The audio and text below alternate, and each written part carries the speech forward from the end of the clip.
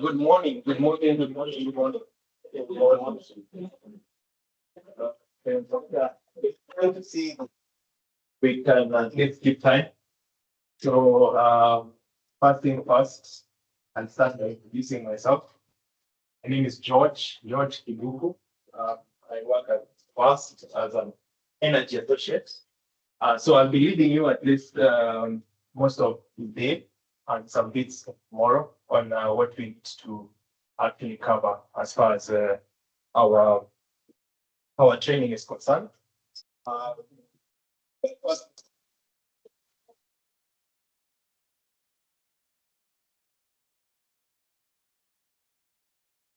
set up an agenda. There's an agenda which at every table, so you can walk through it. That will show you the timings of everything.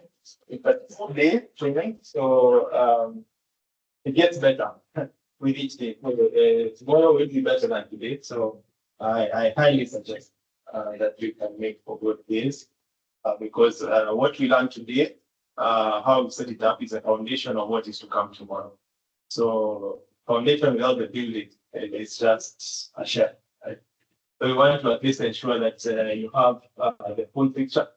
So you can look through the agenda to give you a walkthrough of what you have in store. And that will give you, again, on your end, what do you think is very, very important for you? What do you think is a no-miss kind of session? And I think we are working with the team together. So I think the team will also introduce themselves in the course of, they're trying to set up some new audio VP scan. Yeah. Secondly, in terms of, again, the timings, there's at the back there, there's some tea. If anyone came here from a very tough morning, there is some tea there that you can take. The washrooms are directly, you go out and then watch for fire extinguisher. I think it should be on your left. As you just pass the lips with the fire extinguisher at that point, and on your left you find drinks and meals at that point. Lunch, I think that should be between 12:30 and 2:30. From your agenda, you'll see I've allotted a 1 hour session. Between lunch and tea breaks, those are the points that we at least want to ensure that we have some level of networking within ourselves and make sure that we also know each other, right? Because there was an overwhelming registration for this training. Be it online. Online, I don't know how many of you know, we got 5,000 people who are very, very interested to join this. And also from physical, there was also a very big number. So we did do a bit of checks to ensure that we got an audience that we can clearly fit this physical training. And I think with that, I will welcome the person who give us a sort of like an overlay of why we are here, what this looks like.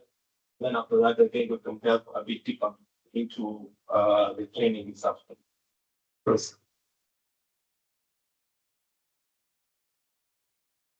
Good morning, everyone. Good morning. Morning, one Patel. Good morning. So I hope you're all energetic and ready to learn. My name is Joseph.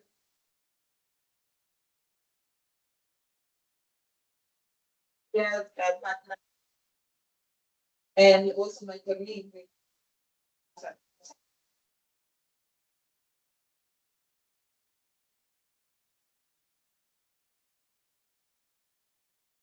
Part of the entire team.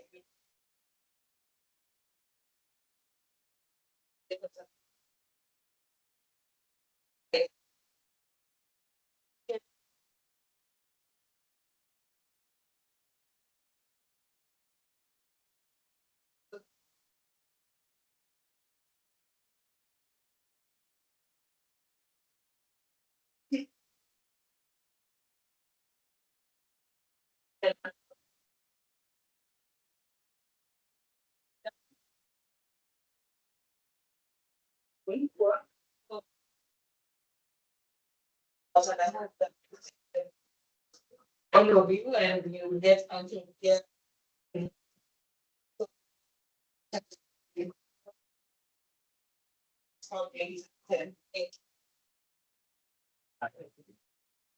Right. I'm thinking there are too many open spots. I think some of us have to at least come a bit so that I do not have to project my voice too much. So to carry me at please, let's try and see if we can come a bit before we can.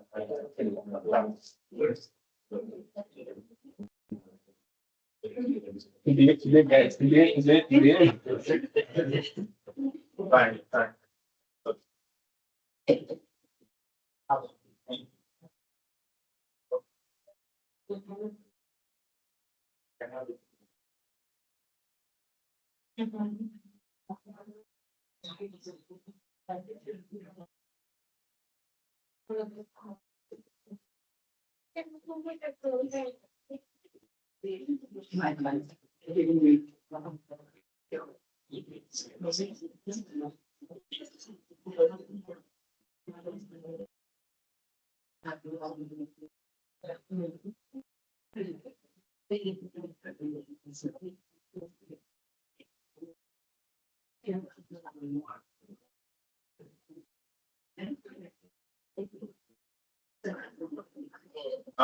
guys are preparing themselves to come closer, let us do a very small icebreaker.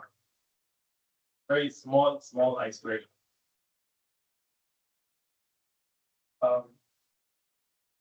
The icebreaker in this case is an icebreaker set for us to be able to know each other and know some bits of where we would be placed ideally within this team. So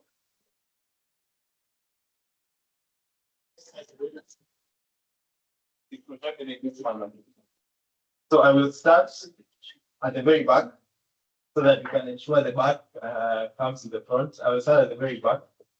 Kindly just stand, right? Say your name, say where you are. One data set that you've used in the last 2 weeks. A data set. A data set in this case is just any form of data that you've used in the last 2 weeks, right? And then 4 would be what do you expect or what are your expectations of this training? So your name, where you work, a data set that you've used, and lastly, your expectation is.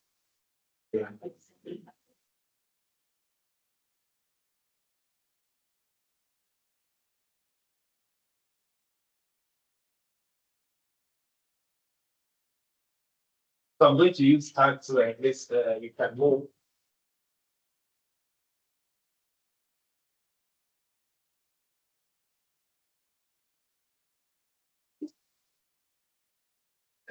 Take this out this side. Questions?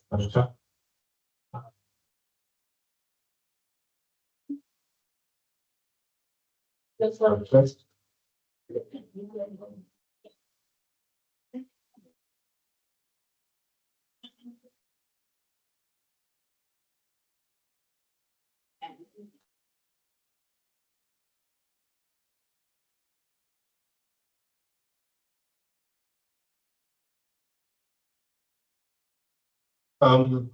This now we have audio. So as I've spoken, I think we need to do one icebreaker. We can do it random. We can start from the back. You stand, you say your name. Where you work, one data set that you used for the last 2 weeks. Let's make it 2 weeks for the last 2 weeks. And lastly, what would be your expectation from this training? So we'll start with AD of mine by the name of.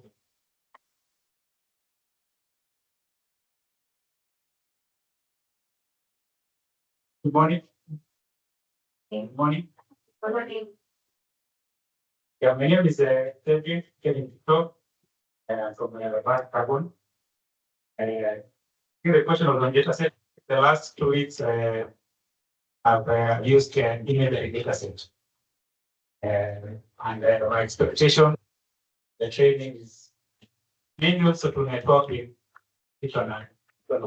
This is the training. Thank you. And maybe just a small caveat, just your energy level. Please point it. You're starting. What are your energy levels? Because that's very important to look. What do I message? It's really up to you. So I think I'm 10 over here. That's wonderful. That's it. And go to another dear friend by the name of. Good morning. I'm Moses Uchim from Basque Carbon. The data set that I have used last days or weeks or months with the energy demand data. And my expectation is actually to not you so that we can know it enough more. And then my energy level, as I said, let me terawatt like it's very high. Yeah. That's good. Just to note, those are my colleagues, so they're setting the pace. So 10/10 is good to beat. Next. And go to another dear friend. Good morning, everyone. My name is Elizabeth Thora. I work for Increase Innovation, the distribution of electric as an actor. I have been doing market intelligence in terms of data set just to sort of through some intelligence in terms of availability, penetration, and the gaps that are in the market find the solutions that you're distributing. Perfect. Energy levels. Perfect. Another dear friend.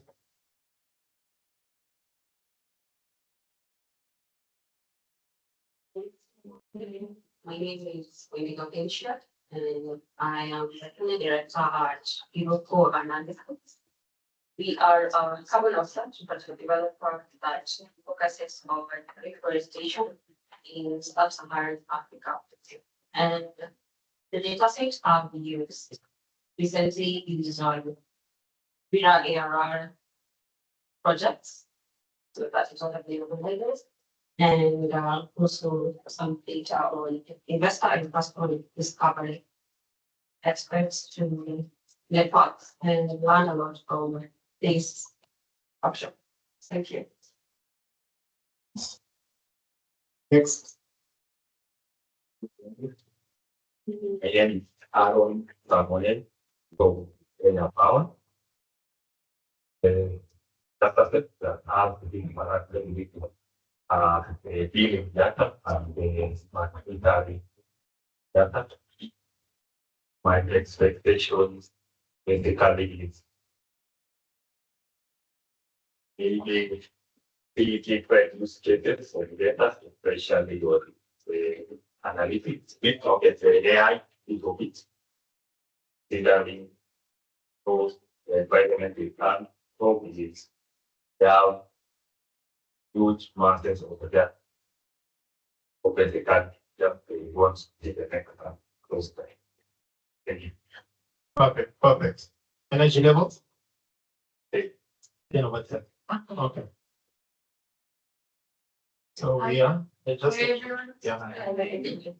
My name is Karen. A carbon consultant. I work with a firm that I just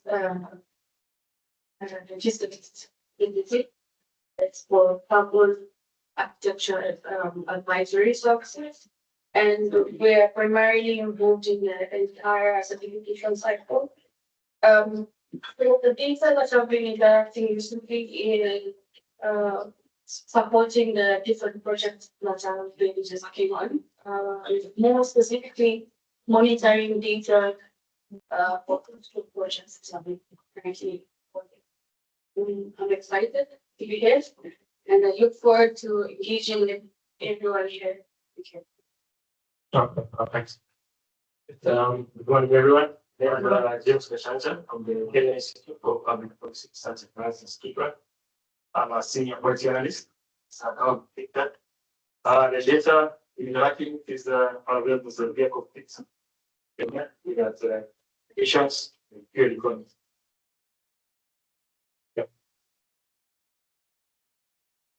Good morning, everyone.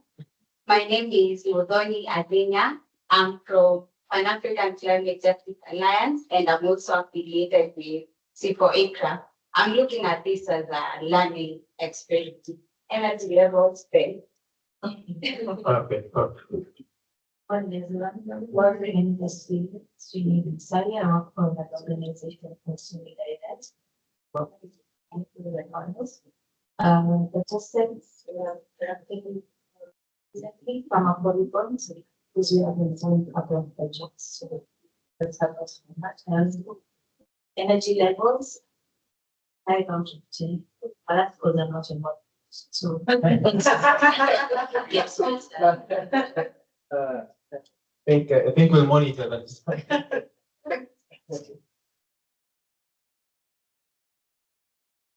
Morning, everyone. My name is Jenny Katrina. I come from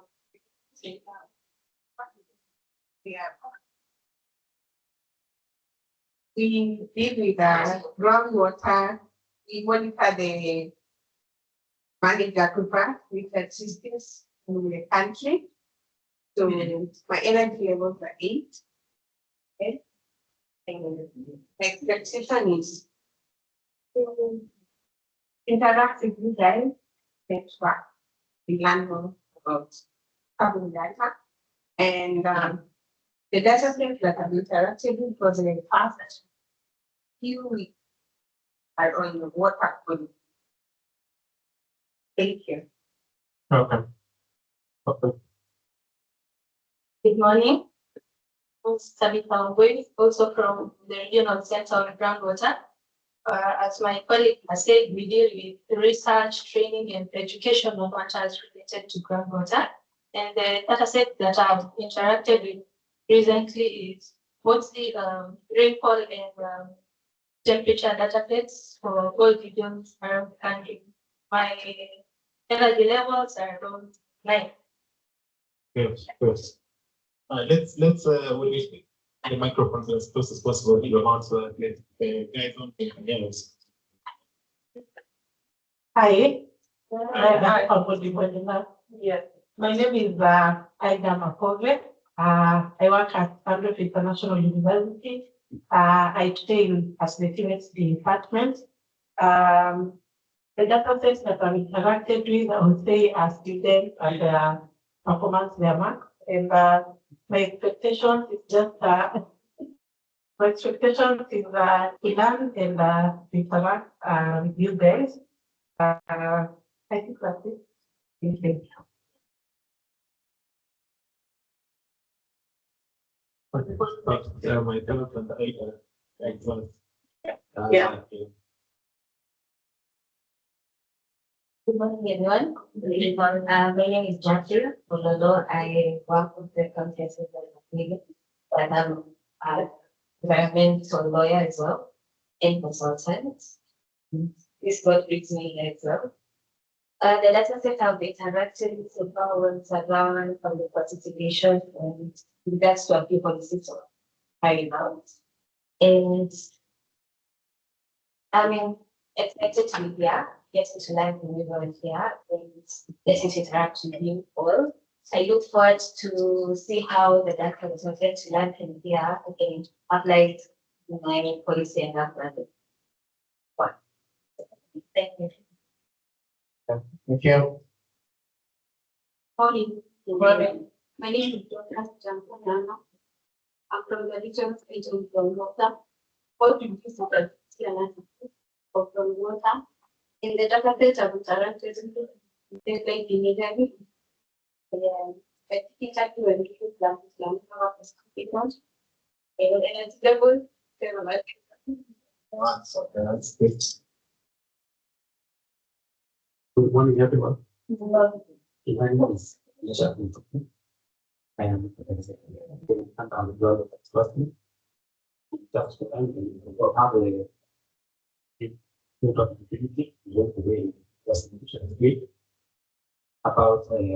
market. So my data set of the last weeks, I have analyzed the chart and the project policy.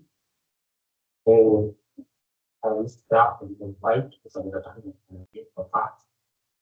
And then what is and I'm looking forward to how the gap between the point issue, the raw data for part each of the government parts.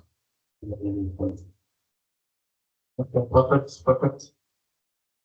We can come to this side, so at least you can have a list of what is happening.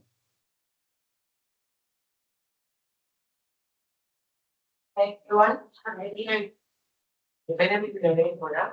I work for a commercial bank. And apart from that, I'm also a CSD practitioner.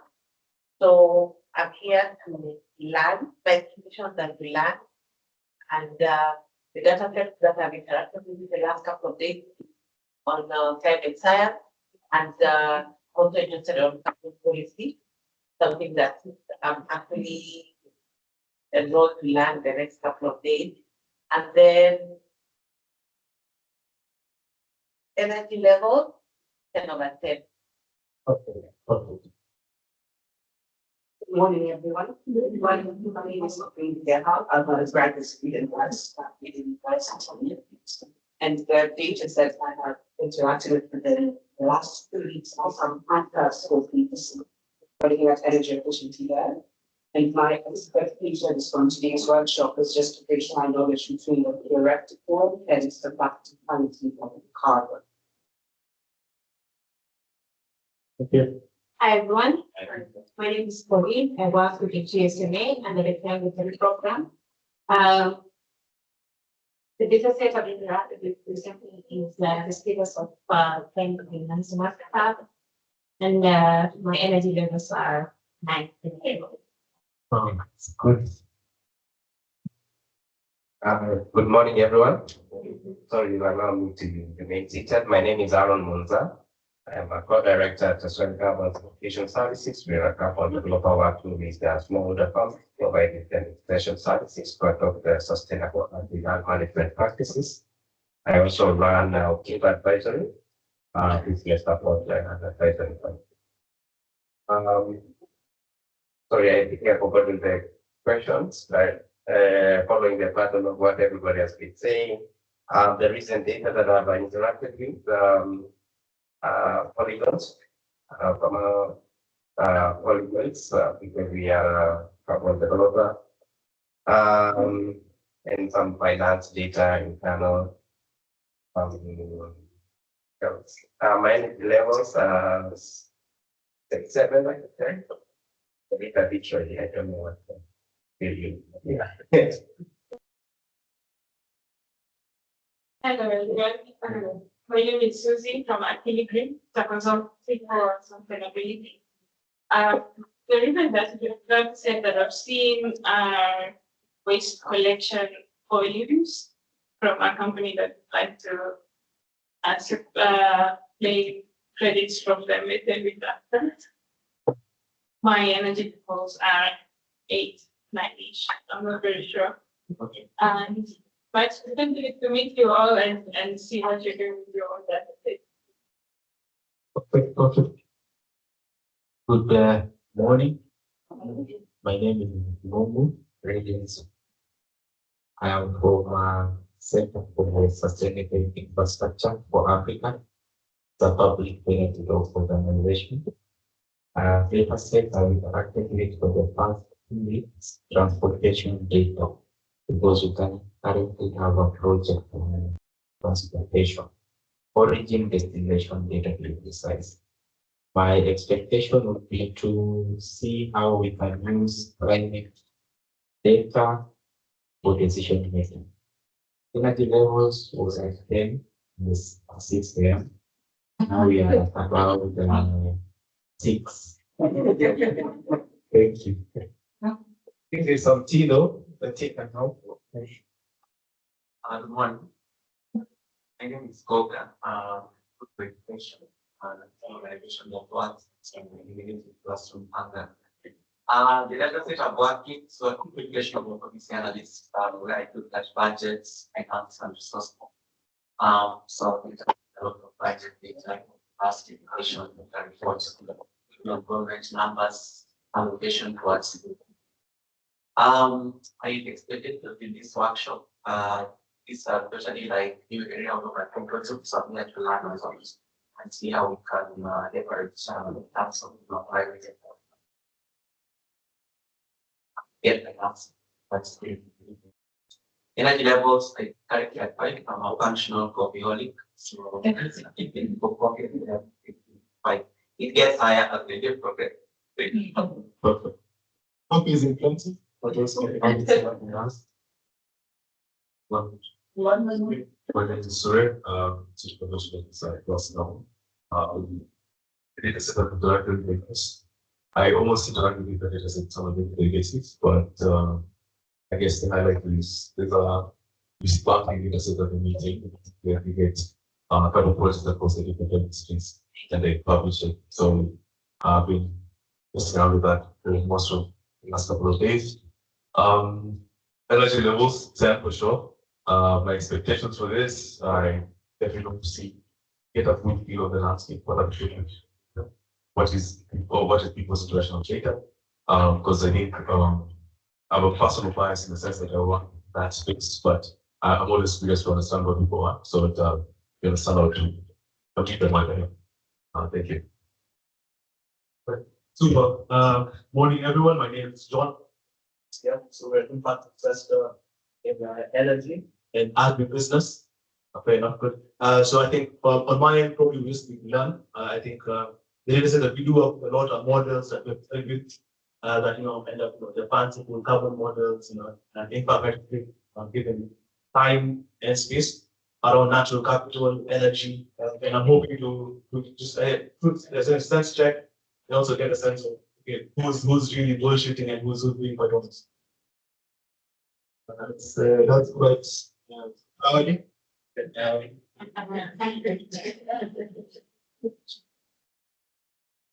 So for the newcomers, we're just speaking about one, your name, where you work, what data set have you worked with within the last 2 weeks? Lastly, what are your expectations from this training?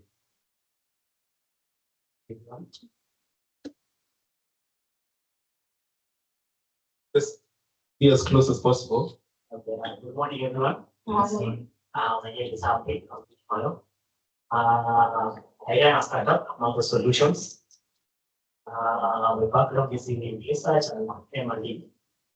With today's event, I hope to understand systems and structures that can help my startup enter the carbon market trade.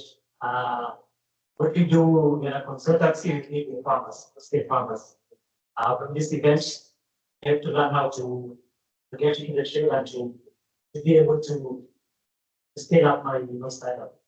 Thank you. Super.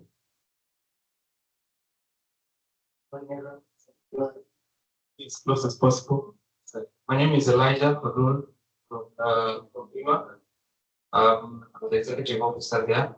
Basically, what we do as the electric mobility extension of Kenya is we deal with we bring together all the electric mobility players in the country, and our main function is to ensure that we drive the policy, advocacy, awareness to local mobility in Kenya. The data sets I've dealt with mostly apply to interact with the carbon credit that most of our members are dealing. And also when it comes to policy, we interact with members and ask about what exactly they would like. If we change to be put in the policy, it goes to on Facebook. Also, those are some of the activities. Here, in the learning experience, I'd like to learn more about what you're talking about and also to interact with the Lastly, your Morning, everyone.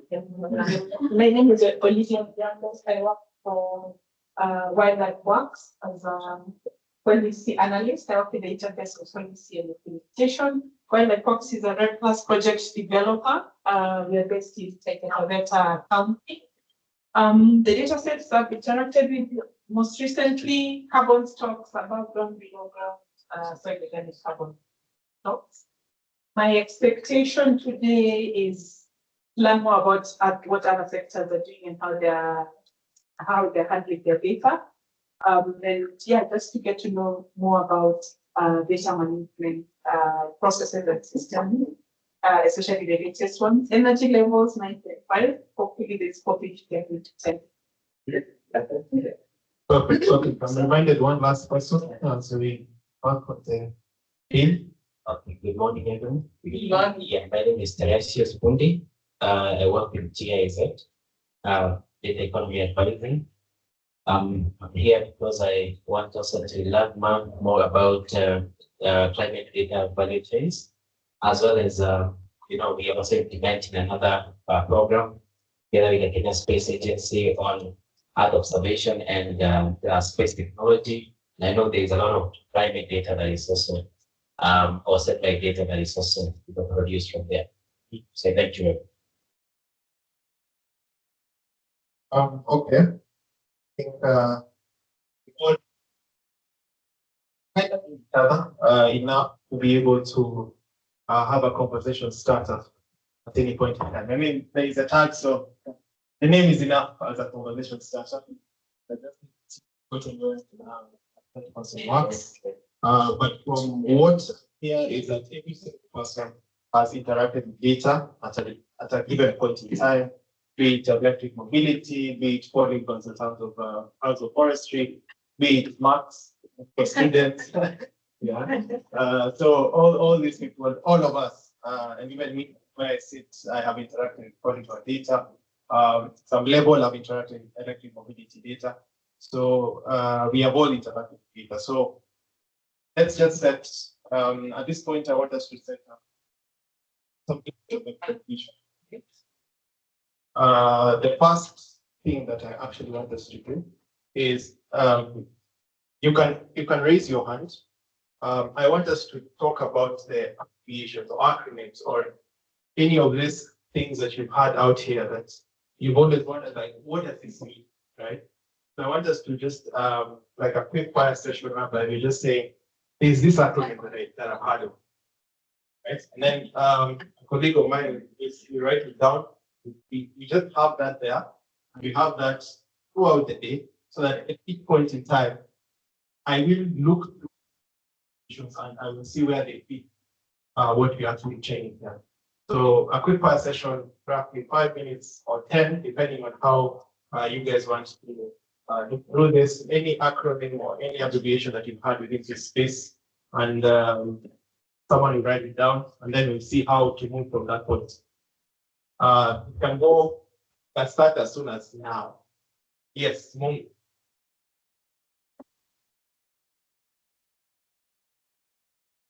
Thank you. I think I just read in your line that you name BMID.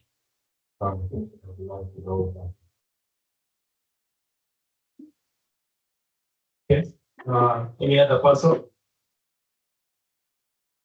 There are very many facts from the top of my head. I mean, we all have AI agents at some point, so I'm sure we have this kind of an application or an acronym that we can use or we've heard of it. 1, 0, colleague as well. We can. It's Modoni, yes? Yes. MRP. MRP. So DMRP. Okay. Any other within your different spaces? It might not necessarily have to do with what we're doing here, but we can see how to. So none. I assume every abbreviation I use, everyone knows it. Everyone knows every abbreviation I use. Okay.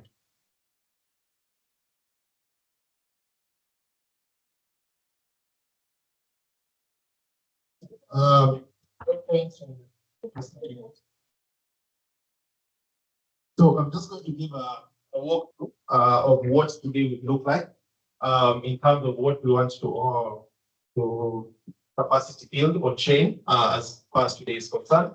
So the first point would be the climate data. What that initially entails, we're just giving an umbrella outlook. Today we are doing foundations, right? So today we are all about what foundations do we have within data. So from as little as what is data, right? So we go as deep as what is data, all the way to the point here, where does data fall, where does data become evidence, where does data become information. Then looking at that perspective, the next point will be looking at it from a digital perspective. Right? So we've all interacted with data, and we all know what digital is. So what are some of those systems in a digital system or frameworks that enable us to interact with data at different levels? Yes, perfect. And then lastly, I think we all have heard of AI from some level. It could be from ChatGPT, could be from all these AI models that are actually out there. So we also will look at it from an aspect of climate data, carbon data, and how AI can fit in, what guardrails can be put in place, what are the failure points, what are some of the privacy issues, and so on and so forth. So today is, as I at least mentioned to some of you, it's about foundational, creating those foundations that form our understanding of data. Tomorrow is the juicy part, because tomorrow is where we go into the use cases. We look at, someone has mentioned DMRV, so that is something that will be dealt quite deep tomorrow. And all other sort of undertakings that people have about, they want to know what carbon data is, they want to know about carbon credits, they want to know about carbon markets. All that is something that we cover quite wholesomely tomorrow. So today is, we look at it from an aspect of climate, data, and its foundations. So this is just a breakthrough of what we have in store from the data perspective, all the way until the carbon cycle. So that gives a foundational aspect of the data, where climate data falls within data, and lastly, where the carbon data, what brings it on board as far as carbon credits are concerned. So I will just ask a very specific question, because at least I've had every single person has sort of like worked with data from one point to the other. So again, quick fire in terms of questions, you can answer from wherever you sit. How do you share data? So when you look at data, for example, you want to give data to me. Is this something that you think about? Like, no, I can't give that person this data because of ABCD, or this data is based off this organization, so it cannot be provided within this form, or so how do you, from an organization perspective, share data? And for those of us who are within a regional desk, how do you share data within institutions? How do you share data if at the point where you're actually sharing data from a country perspective, how is that data actually shared? So just to understand in terms of sharing data, what are some of those elements that are key in terms of what we look into for data? Again, from the audience, anyone can answer.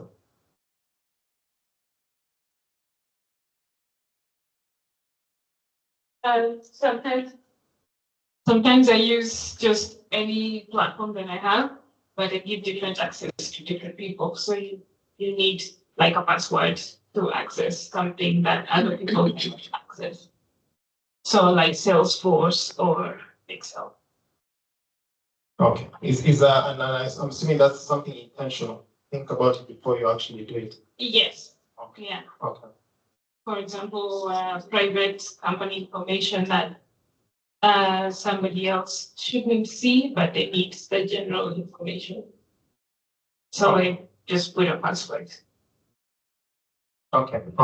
And maybe just sorry to just go a bit deeper into this. Maybe some of us can also answer it. Trying to think of it like, maybe you can also tell us what data do you consider important? It could be from a work perspective, it could be from a personal perspective. You can say, these are some of my data points that I say these are very important to me, and I cannot share without, as you said, password, or I cannot share with anyone for that matter. Like medical information or employee personal information, for example. Okay, okay. Anyone else? For me, I think the form is also very important because we do handle a lot of sensitive information, especially around kids. So their parents' details, you know, their phone numbers, we have names, we have genders. So government official may actually ask me, so how many kids are you feeding? I can easily see that I say that we feed 600,000 kids. But the specifics, of course, that's a totally different story. I'm not easily share because it's private information. But in case maybe they want other, you know, other aggregations, like let's say, you know, the gender, which days are kids eating more. That's something that we can always package in a form that can be shared together. Anyone else?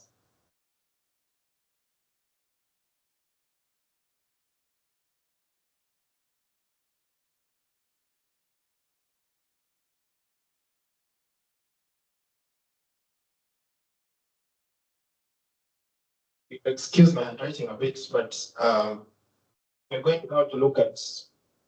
I wanted to see from the audience perspective, what data sets do you guys consider important, or what data do you consider important, and lastly, how do you actually share it? Because this begins what we are talking about, the chain of data. So data exists in three forms. So it exists as raw data, it exists as information, lastly, it exists as evidence. So this formulates what will ideally be our full training, right? Because once you understand at the point what data is at that point, what data is at this point, and what data is at the evidence level, there's no point in time within, be it the carbon value chain, or the carbon data chain, or climate data chain, you cannot be able to use this data, right? So based upon the examples that we have, and I would request, let's talk through this. Let's find because everyone has used data at some point, right? And I can speak about what data sets I've used, how this has come into place, but also from your perspective, you can look at, for example, the informational data that you have, be it employee data, and so on and so forth. So at which point does this move? Because once we understand how this data moves within these different three levels, then we have literally, we can pack our bags and go home. But yeah, we wouldn't do that. But yeah, so I want us to sort of like look at it from that point. Like, let's start from the data. So when you guys hear about data, what is data to you, right? So what is that, this data that we keep talking about? What does that look like? What data sets would you say this is data? This is the data that I've used. This is how the data was obtained, and so forth and so on. So at that point, once we understand what this is, then we do information.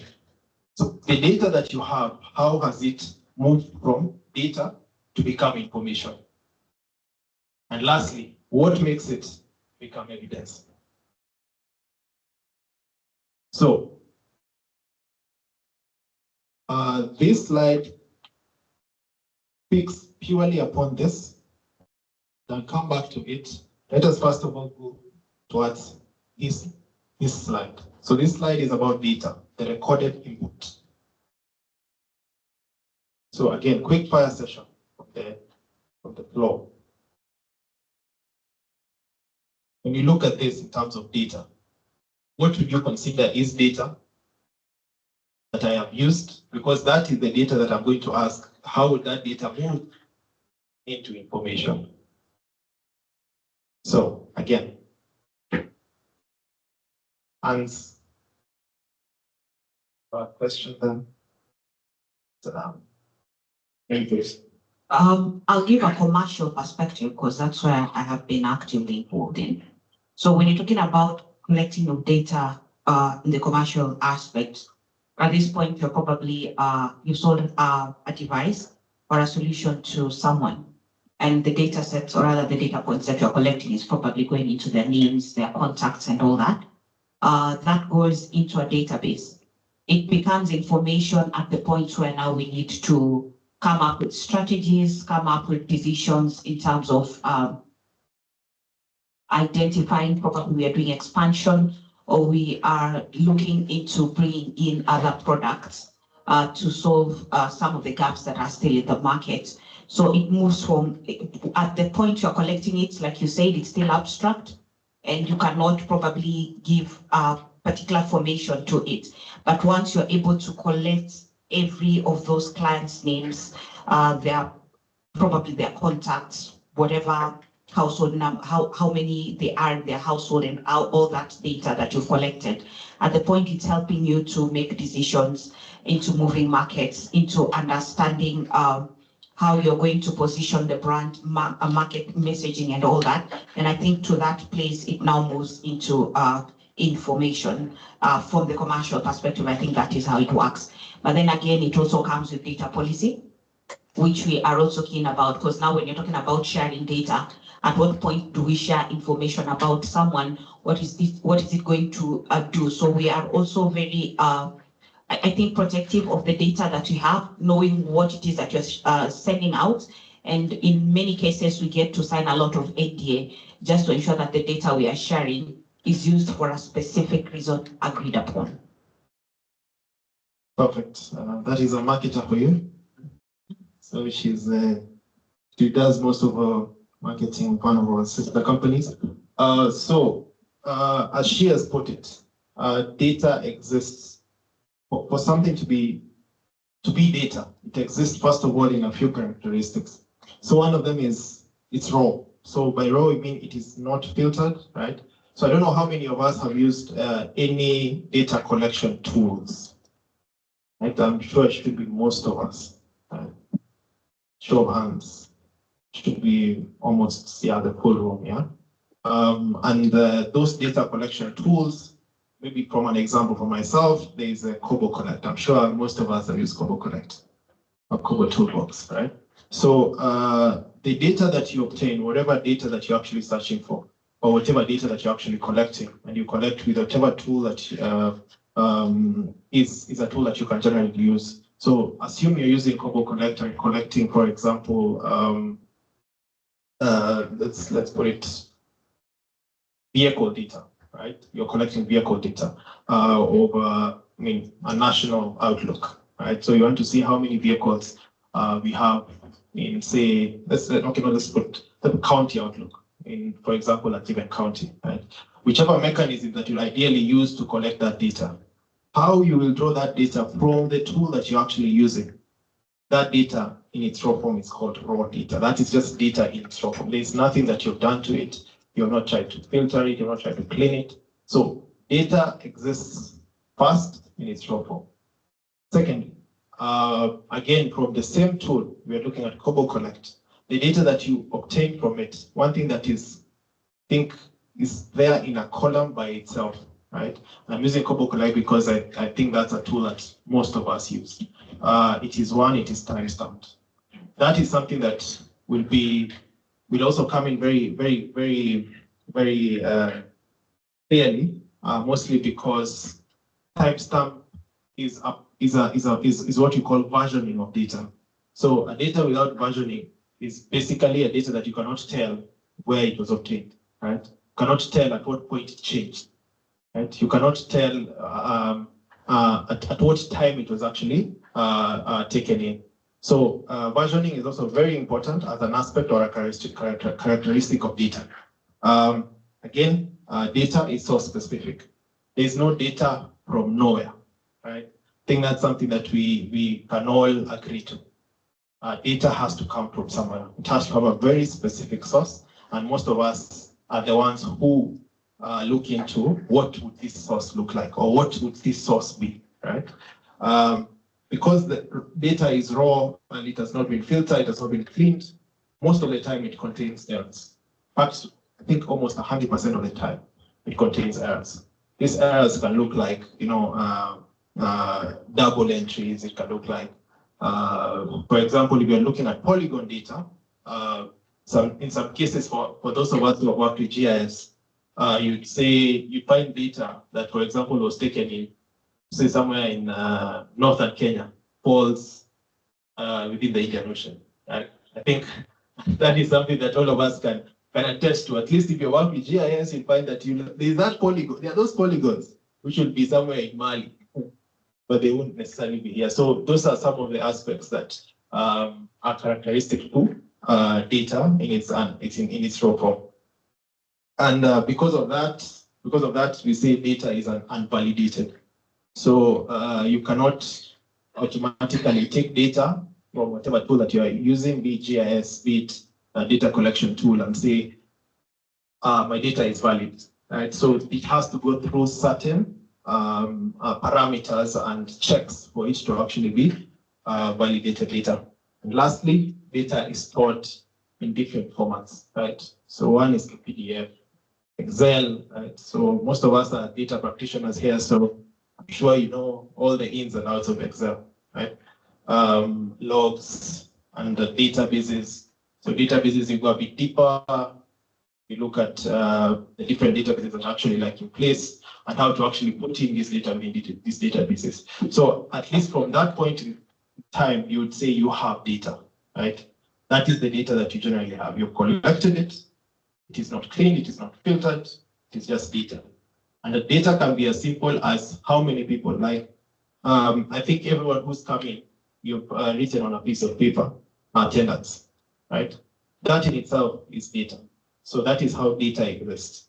Data can be how many people you have in the room. It can be how many people came today, right? So that is what we're actually calling data. So we are at this point. So we want to see how this data moves to get to this point. Anyone who can tell me what that would look like based upon the different data sets that we talked about.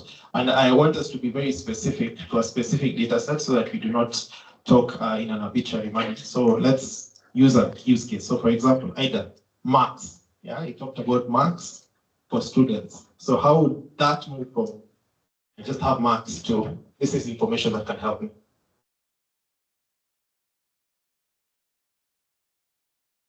Okay, Let's just use the mic so that guys online can also follow.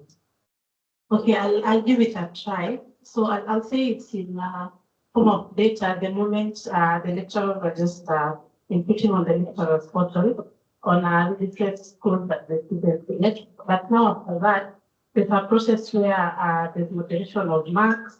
There's a point for checking on whether all marks for all students have been input. But again, you say there's nothing like application. And then it's maybe it gets to information at the point where we are talking about maybe for specific unit like climate change. We had this number of students like 20 who did the unit, and maybe 10 students scored over 50 marks, and maybe the remaining had below 50. So what does it mean for the unit? Was it taught? Does it mean the lecturer did come to class? Does it mean it's a hard unit for the students? So I think at that moment it's actually information. We can get something out of that. Yeah. Yeah. So from that perspective, I think we can all agree that for data to get to information, there needs to be some input. And this input looks like, I mean, what we all did is, right? So cleaning that data, validating what is actually true, because at that point in time, we can be able to tell this data, for example, if you're using GIS data, this data is, I was doing data, for example, in Northern Kenya, but I have a data stream or a data point that is in the Indian Ocean. This for sure is not supposed to be there, right? So that at that point is where data becomes information. Once you clean it, once you filter it, once you ensure that it gets to a point whereby it can be used, right? So data simply is a recorded input, right? So that's what data is. It's just a recorded input from a source. So if you have a recorded input of anything from a set source, that is what you call data. And the characteristics are clear. It has to be time-stamped. It may be stored, right? So you can decide to store it or not, but it still exists as data. So data is any recorded input. I may have a test later, so you should take note.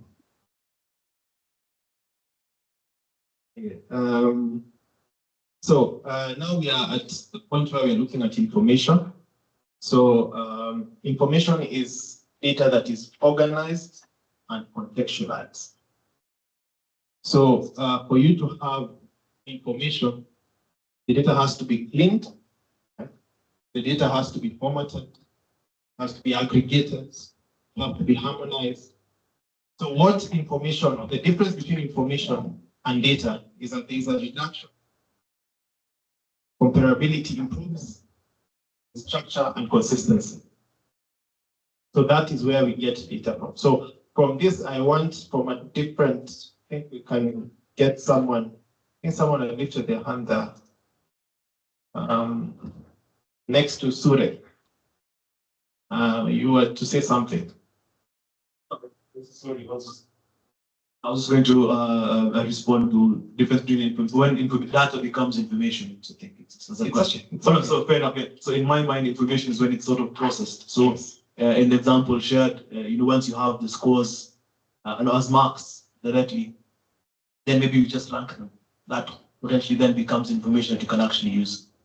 Yeah.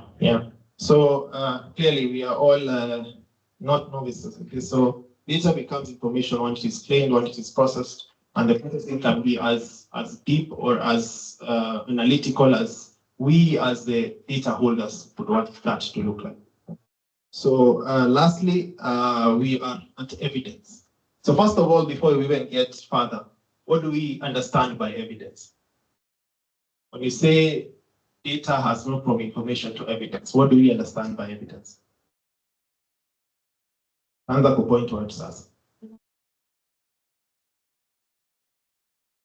So I'd say evidence is when it's the data is being used to inform a decision or make a decision of any kind. Perfect. Well, I think you hit your quota. I think we need to give other people a chance. So yes, data or information, data becomes evidence once it becomes quote unquote decision grade, right? So by decision grade, we mean that this data can actually be used to formulate, be it a policy, be it a decision for that matter of any kind. So that point is where data becomes evidence. So based upon that, looking for a different example, can you, for example, if you were to give us this example of data, can you be able to map that out for us? Like, I have this raw data, this is what I have done to it, right? And this is how it has moved from data, information, and this is how it can be used as an evidence. Can anyone do that? Anyone? Two people. Perfect. She can go first and then she can go second. So okay, if I just do These are the kind of students we like.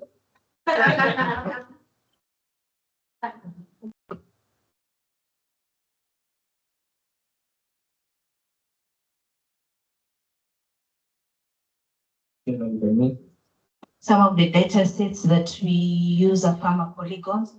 So for example, data, the recorded input is, this is what comes to us. So this is a typical polygon, yeah.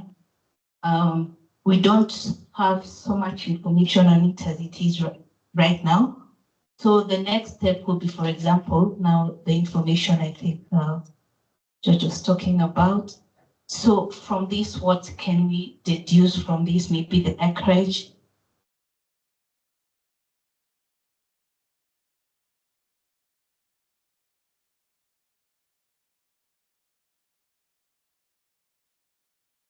The boundaries. Potentially when we took this, the points, we also, this was GIS map, so we also know where it is. And we can justify that it's a farm and a building based on what we have. So then I think evidence will be, we were collecting these farmer polygons, particularly this farm, because we're interested to see if this farmer can participate in the carbon markets platform. So one way to do that is unlock how big is this, what is it what's growing there, a lot of other information that is needed to unlock that opportunity. So then once we have this information, we are able to process it further and say, yes, farmer X is eligible for onboarding, call it onboarding up to the farmer, onto the platform for the carbon credits. So that's how, so we made a decision that this farmer now can be absorbed in the program moving forward. So this is how I look at it. And maybe just to ask a bit more, what made you make that decision? So the information that was generated from all this. So we were very specific. There was the eligibility needs 1, 2, 3 things. So this was collected based on that. And now this farmer, we can make a decision and say this farmer is eligible based on the information we collected. Okay. Yeah. Okay. Jacqueline, you also want to show us. I think I can just. Okay. Okay. I had mentioned that at the county level, we take part in some of the policy formulation. So this would involve bills. I'm sure we've had quite a lot of bills conversations around finances. So ideally, probably a member of the assembly would have come up with a proposal for a bill, and so the same would have been drafted. And so once we get to the ground, at this point, the bill would essentially look like raw data. Then now, once you get to the ground to ensure that now you're disseminating the information to the people, now that's where we start getting more data, which would include what are the people present, what language is being used, how many people are able to understand what's being conveyed, and also does it, then that's where we now begin to also get feedback from now the participants that are there. Does it touch on some of the areas that they had raised as to why they would even want a bill in regards to a particular section? So we begin to, with the information that's there, you also now take into consideration, is it the number of males, the number of females, the number of youth, and how the same is adopted in the bill as well. Then now, once we've gotten their feedback as well as having discussed the bill at the time, then we go back and now there's now report writing. Now that's where maybe you can see the evidence or we're tuning it up more. So you either bring reports about some of the areas of queries that were raised at the session, and maybe now that would also include, maybe there are different categories of people, demographics that wanted to be incorporated. Is there need for an amendment for the same? So maybe I can see. Okay. Okay.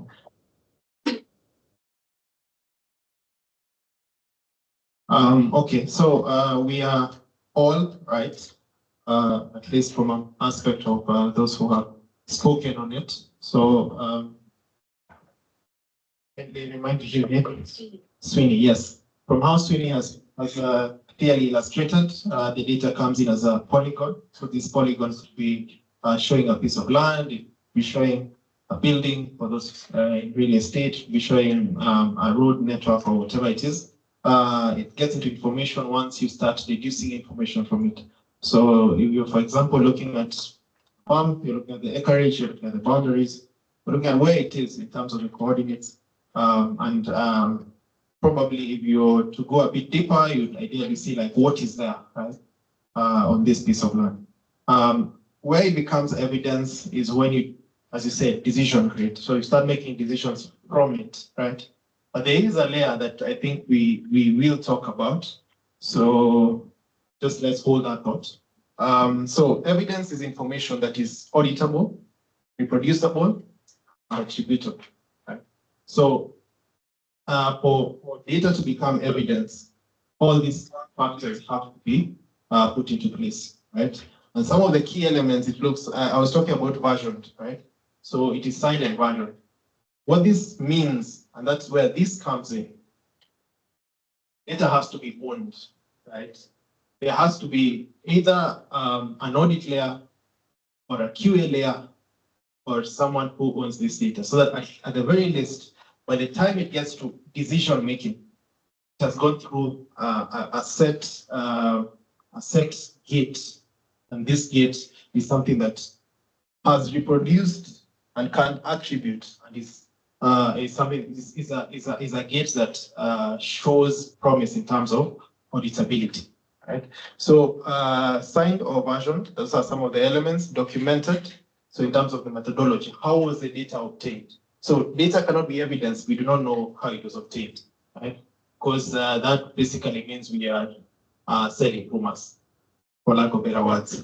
And then data needs to also have a QA layer, as I talked about, quality assurance. So to show that this data actually went through the specific steps that is required for it to be, actually be data.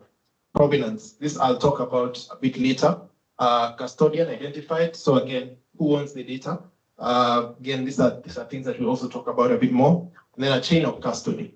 Chain of custody is actually very, very important.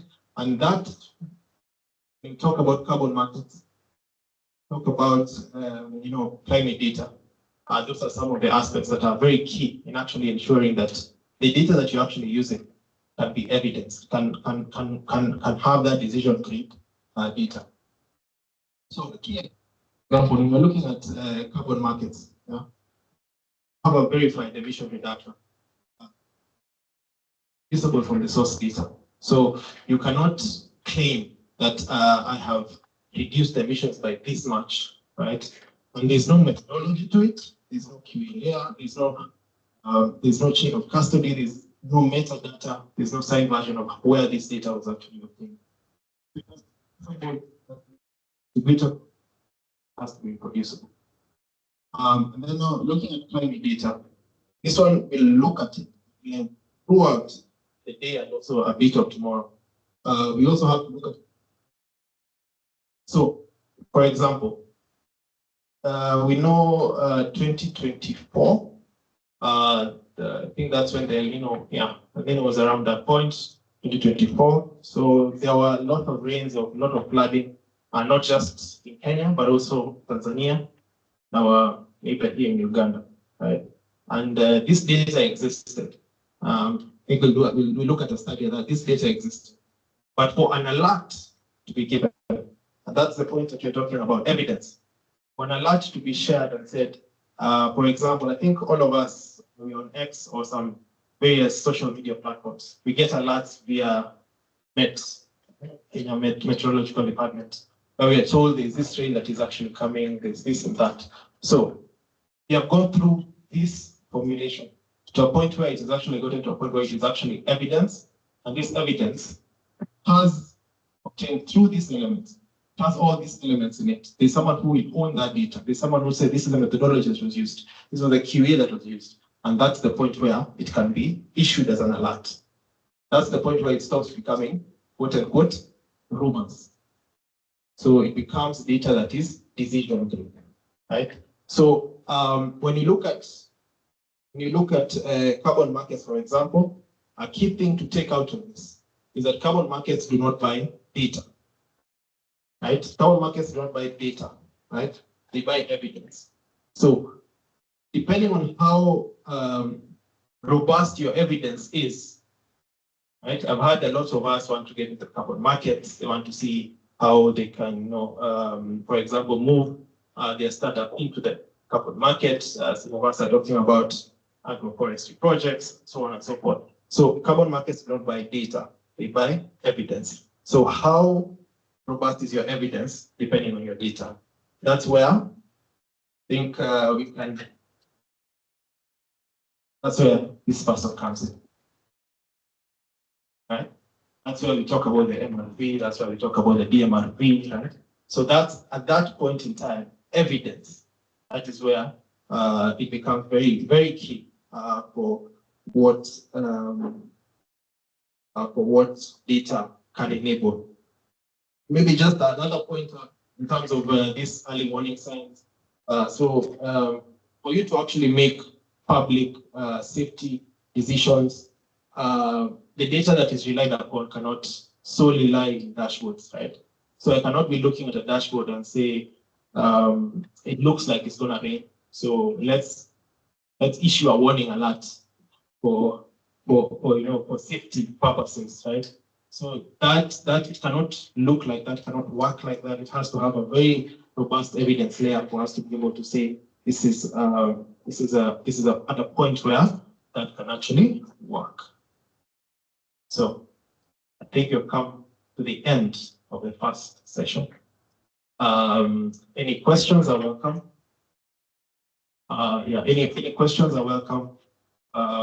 We will go through everything at a nuance level so that at least everyone can be able to understand. Remember, foundations are key, so we are trying to look at it from a foundational perspective.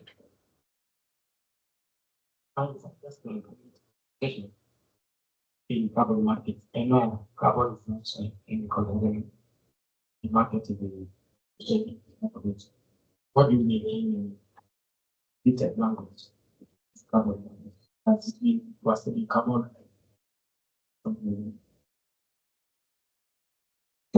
Looks like you're forcing me to go into tomorrow. Yes, forcing me to go into tomorrow.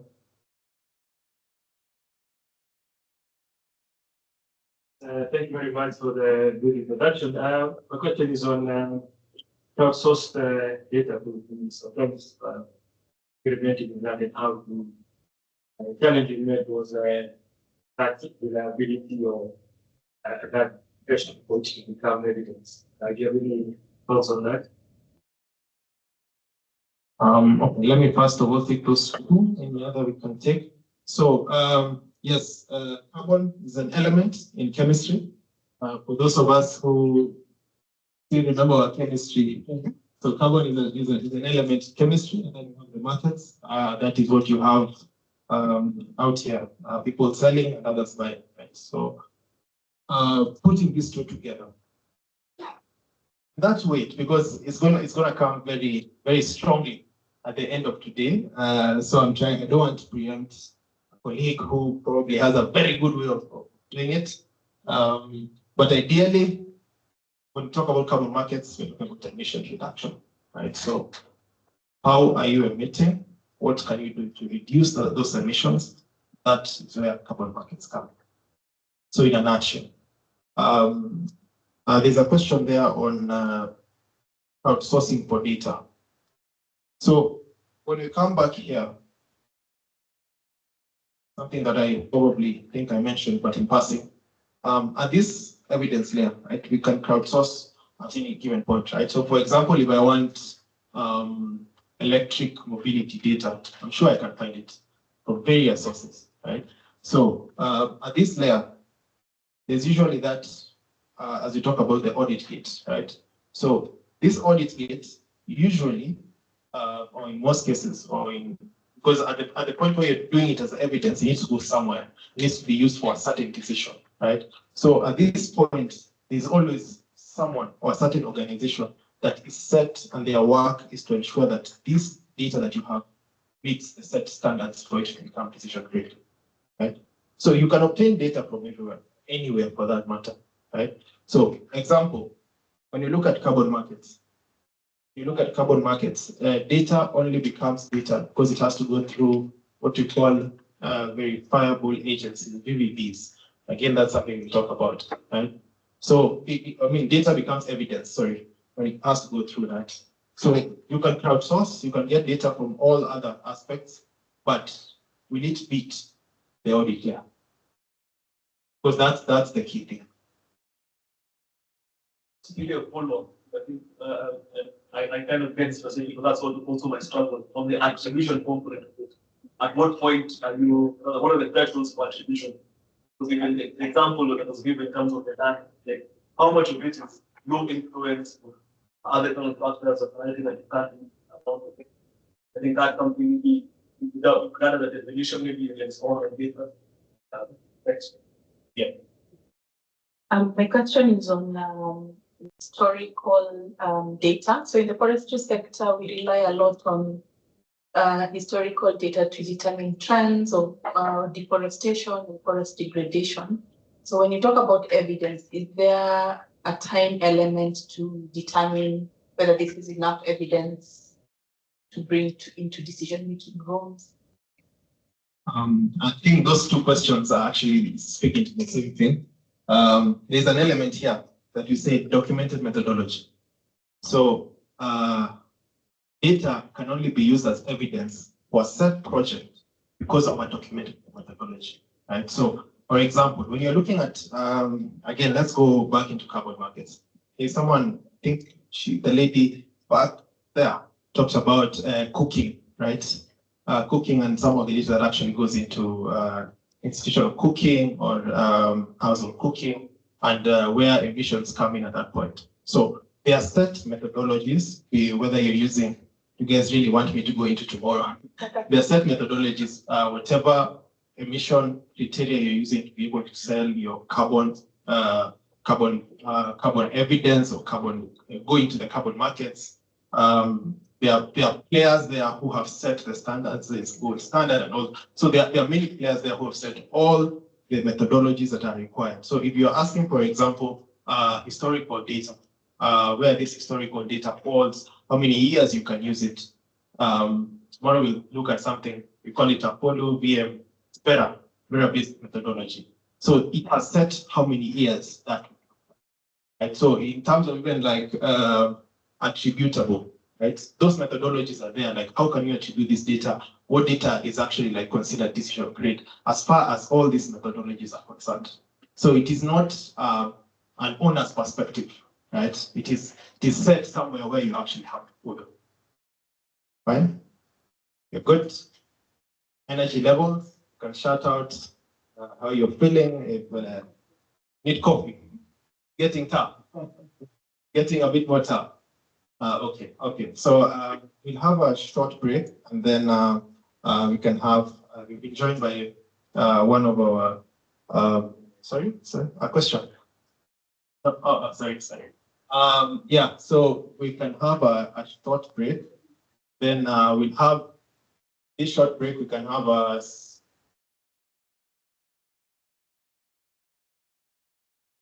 in this short break, I will play a video first of all, and then we can have a short break, which I think we can take some tea, talk among ourselves, ask any pending questions, and then we can get into the second part of the this capacity building, which we'll start by a small introduction from the GIZ partner,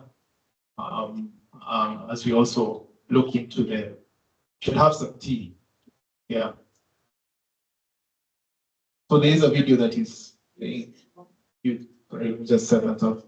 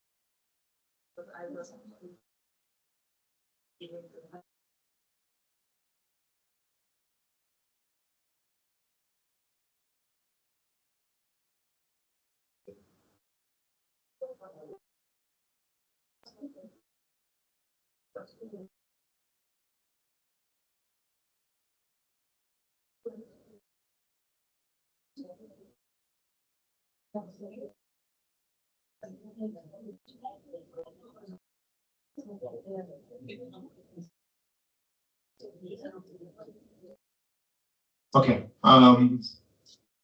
We are going to make a small change. We're not going to run a video just yet. We are going to do the introduction for the GIZ partner right now, and then we go for tea break after, right? We'll take a group photo just before tea break or as we're taking our tea, and then I will go into the next session after that. Good? We're good?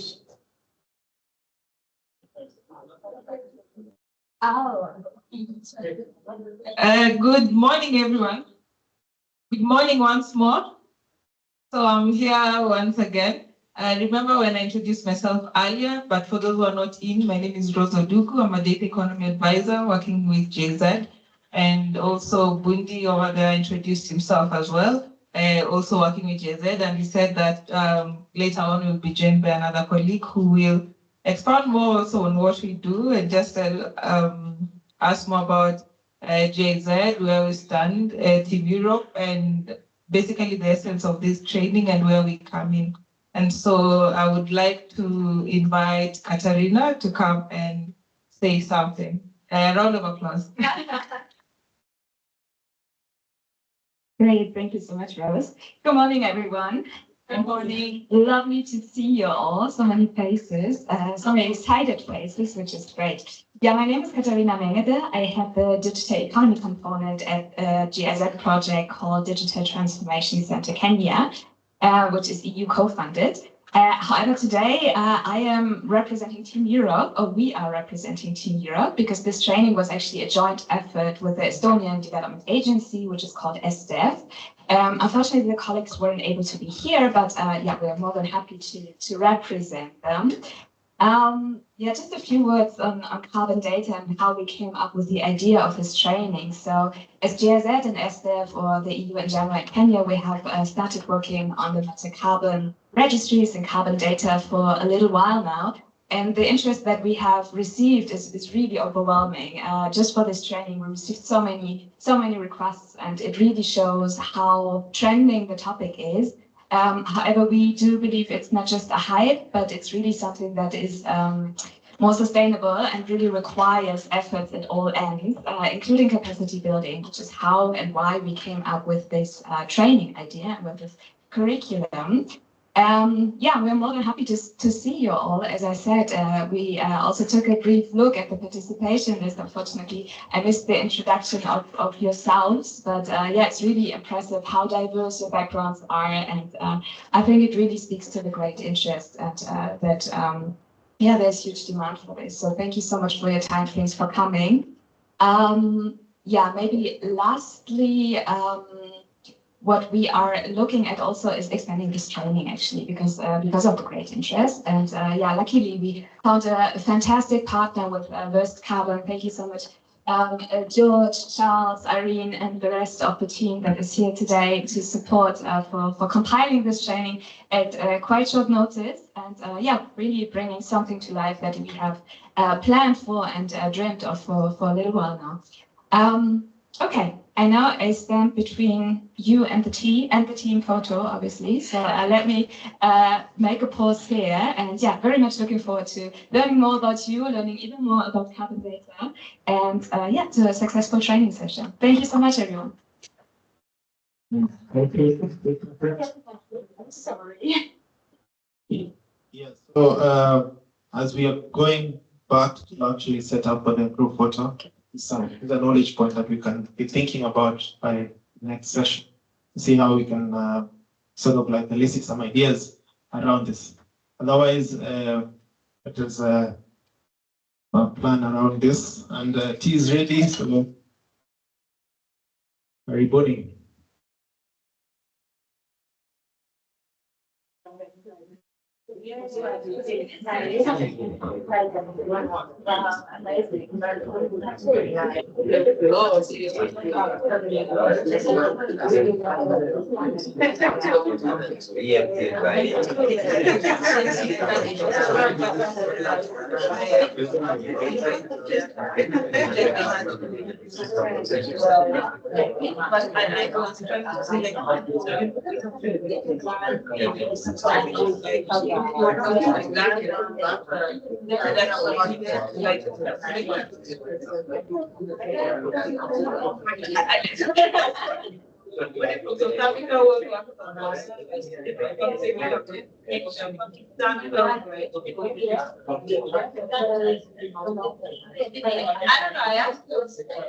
I think they don't really no idea.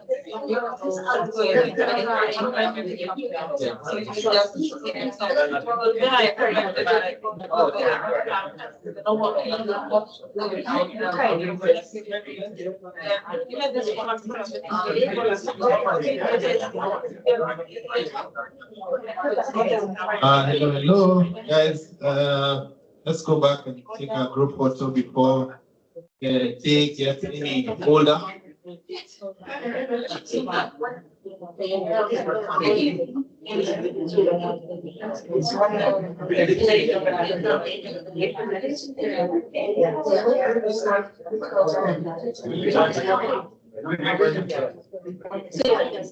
Up, guys, up, guys.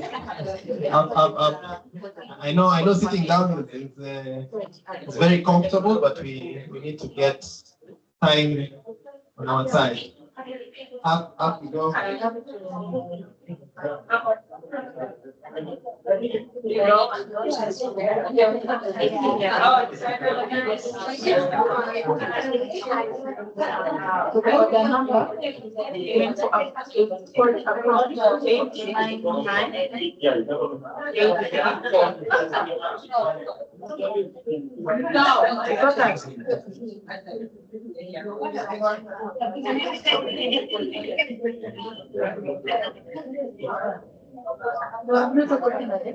That's okay. I can find information of my actions. The organ was made, so it can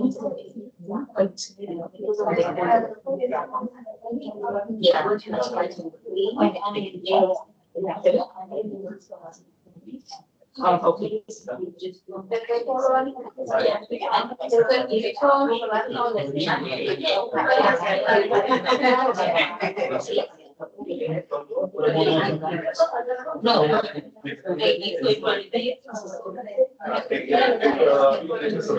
Yeah, the question of what the issue of even my name is church.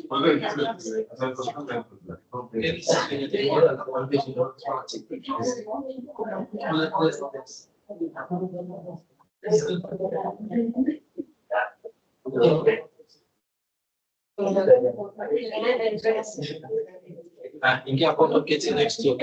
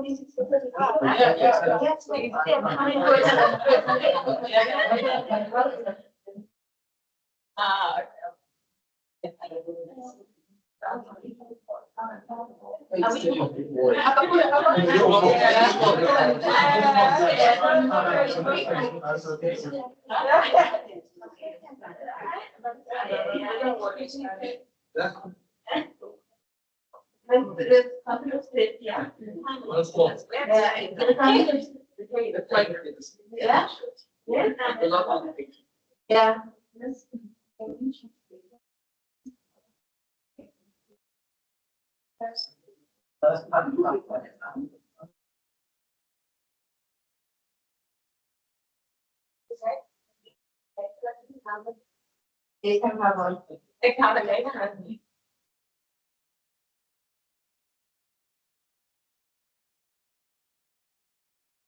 Bye. Take a break. Take a break.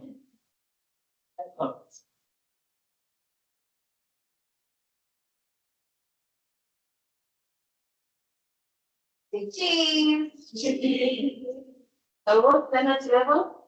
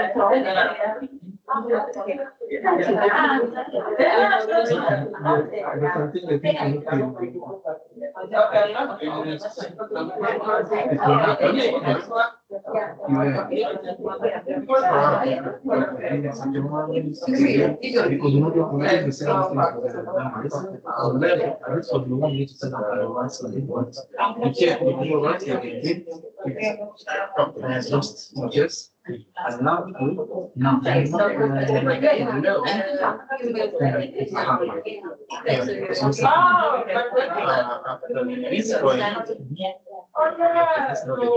Now we are creating so I need to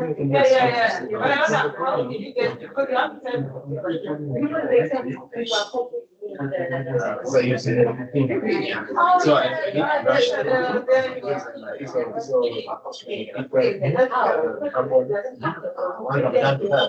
You know, we can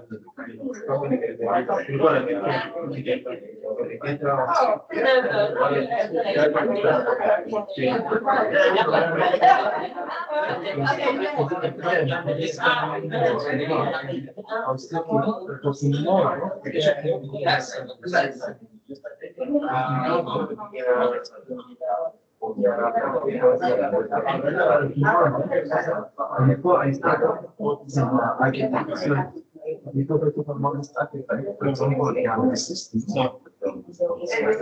Where 15 minutes to achieve possible to show. Okay. But I want to cover what you can cover and not much. So this is where I come in. So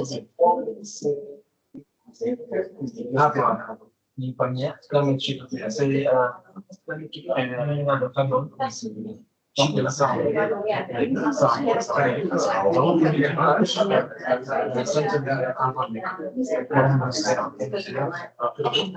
what are the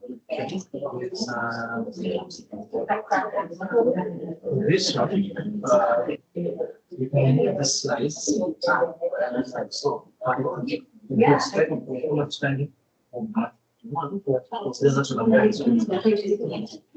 yes perfection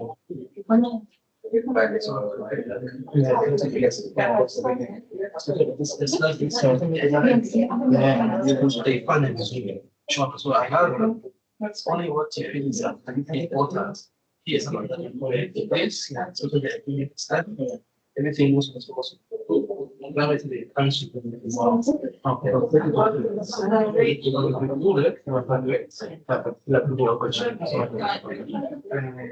And then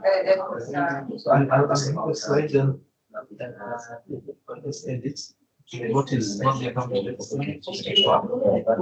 Because you understand what is being done the right way.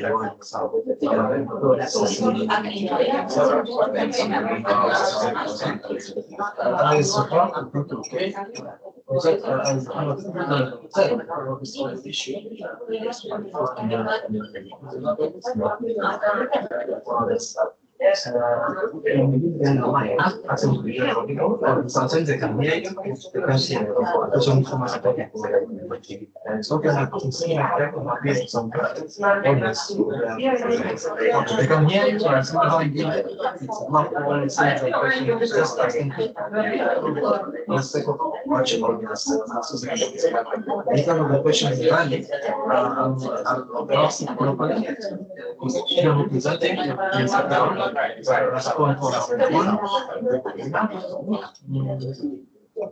This is a opportunity. No harm can create. At some point in time, so you can ask your question and see the problem is you are clear more. The screen is more or less attention. Take your time.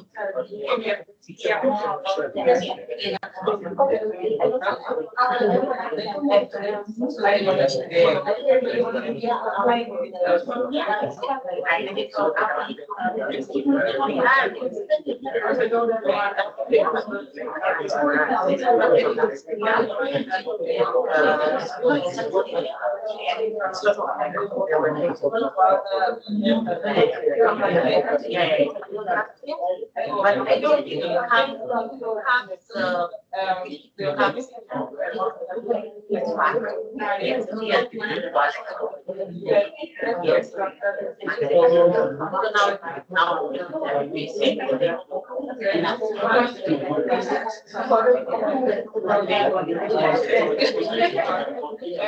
yeah, so now.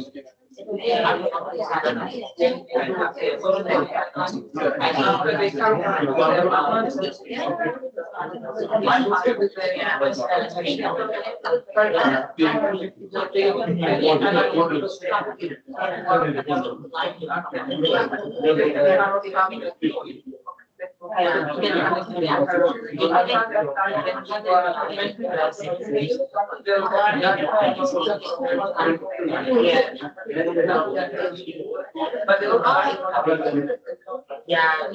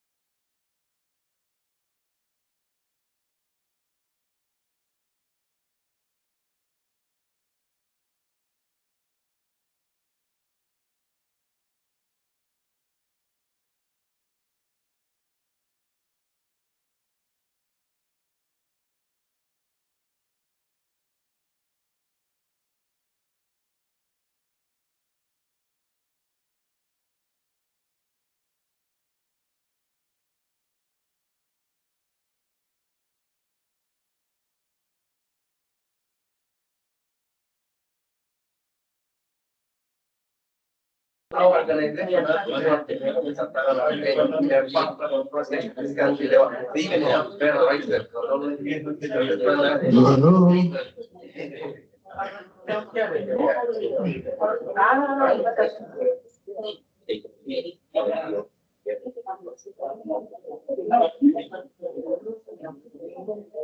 You can have a minute to wrap up the conversation that is ongoing.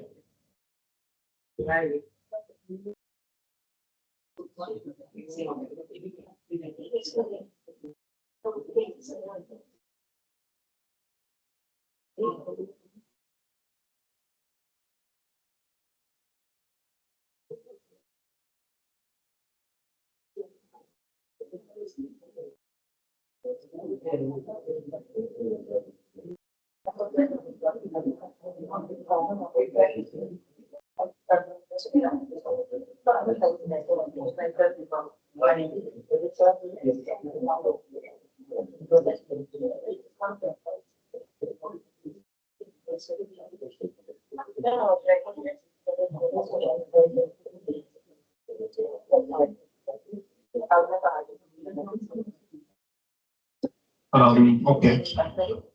So I think we've had a break.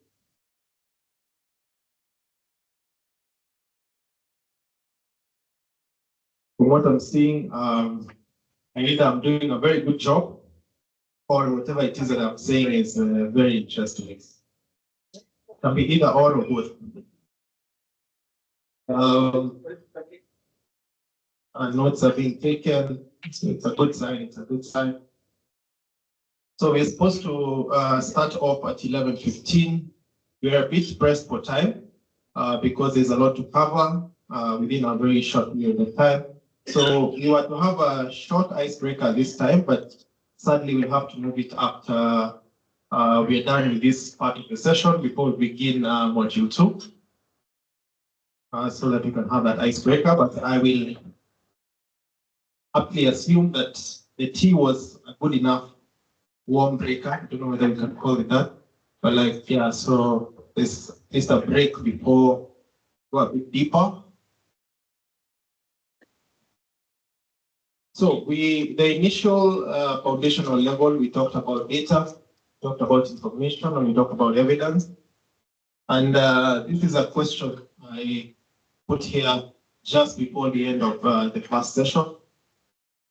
And I don't know if any of us would like to tell us if this is something they've seen, something they've thought about, because from some of the examples, we can begin the next part of this foundational level and see how best we can interest each other as far as that is concerned.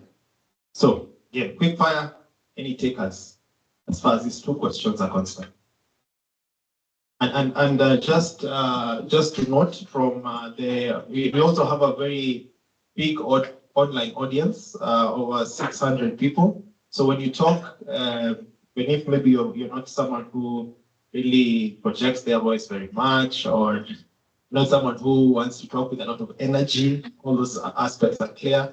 But at least let's try and ensure that you're very audible, so that also the guys on the online platforms who are from different parts of Africa can also be able to understand and hear you. So yes, and let's have new participants. The people who are already, but it's not blocking anyone. Just let's have other people also take part. So anyone? Okay.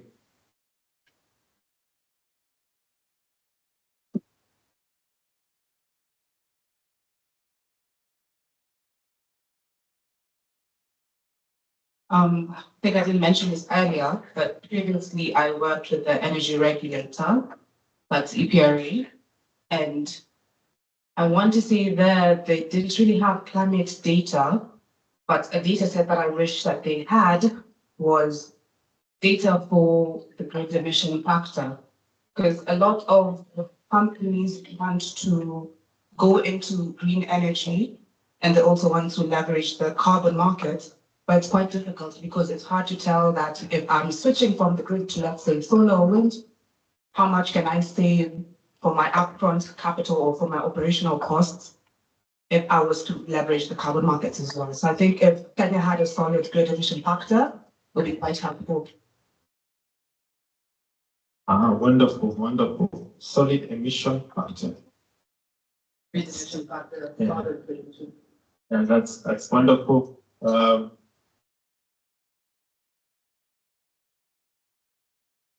As I said earlier, we do a carbon project development working with smallholder farmers. We do both smallholder agroforestry and soil carbon. So in terms of the state of climate data in our institution, we rely a lot on secondary data sets that are publicly available for baselines and all that. So particularly one of the challenges that we faced was data to do agroecological zones stratifications in our calculations.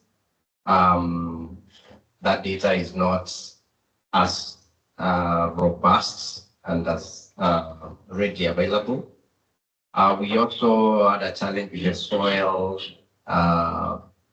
soil carbon data because of the state of soil maps that are specific to the regions that we are operating in, and especially to get proper baselines. And as a result, we wish that was more accessible, because when we were doing our first instance verification, we had to forego the soil carbon component, which was worth millions of dollars, literally, because we had to go almost a claim, carbon credit claim worth 150,000. We had to let go of that. If you multiply that by maybe an average of even $10, we are talking about, quite a huge amount of money. So I wish that was really accessible, because it has real impacts in terms of the finance component investment. So it has a real impact in the real world in terms of money, in terms of lives, and how they just credible data sets have such a huge investment impact. Yeah, key credible data sets will stay within the evidence framework. So yes, as you can see, you can lose millions because your data set is not credible, it's not decision grade. But you have the data, just that it's not decision grade. Anyone else?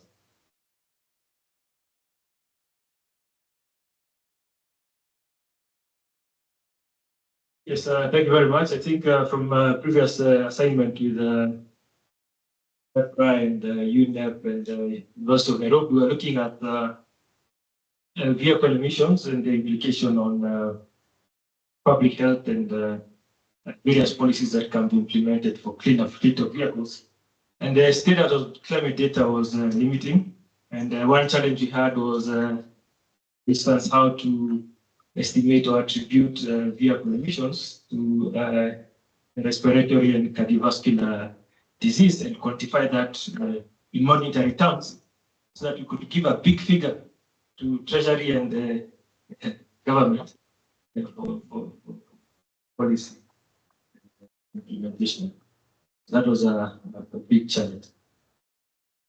Yeah, and I think that cuts across, because I think we know that the e-mobility policy is currently, it was launched, but it's currently underway. So some of those aspects within that policy are key in terms of trying to see how can we attribute our vehicle efficiency towards maybe a social cost carbon, right?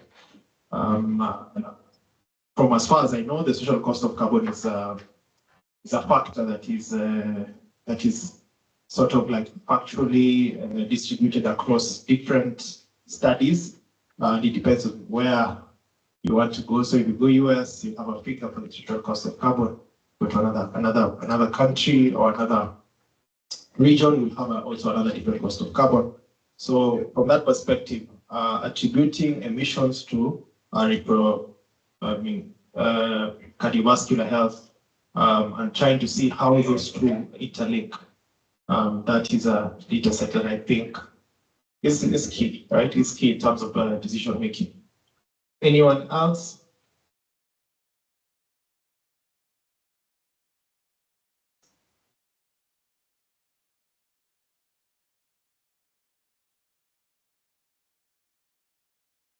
Hi, my name is Karen. I think for me, what I would wish the data sets to be more accessible would be the SDG. So in carbon certification process, most of the time the SDG data is self-reported, right? So for instance, are you experiencing any health challenges or any difference in your health, whatever, at the time between, if you're implementing a carbon cook stove project, for instance, between the baseline scenario and after you purchased the improved cook stove. So I wish there was a way in which it was not self-reported, there was a way to track that digitally. I don't know how exactly someone would go about that, but yeah. Yeah, that's so. Most of the data, it's just when you're looking at some of these methodologies, just to give some contextualization, we ensure that, especially if you're going with gold standards, you have to have core benefits. So some of these core benefits include the SDGs, so SDG 7, so on. So all these, you have to find a way in which you're reporting them, right? So if you're reporting them, you have to find data that you can speak to, right? And from what she's saying is, or from what she has said is that most of the time you have to use either KNBS, Eurostatistics, try and extrapolate from your baseline what that would ideally look like. Right? And the more we go into gold standard, the more we go into meter. But that is something, again, that we'll talk about tomorrow. Any other before we close the floor?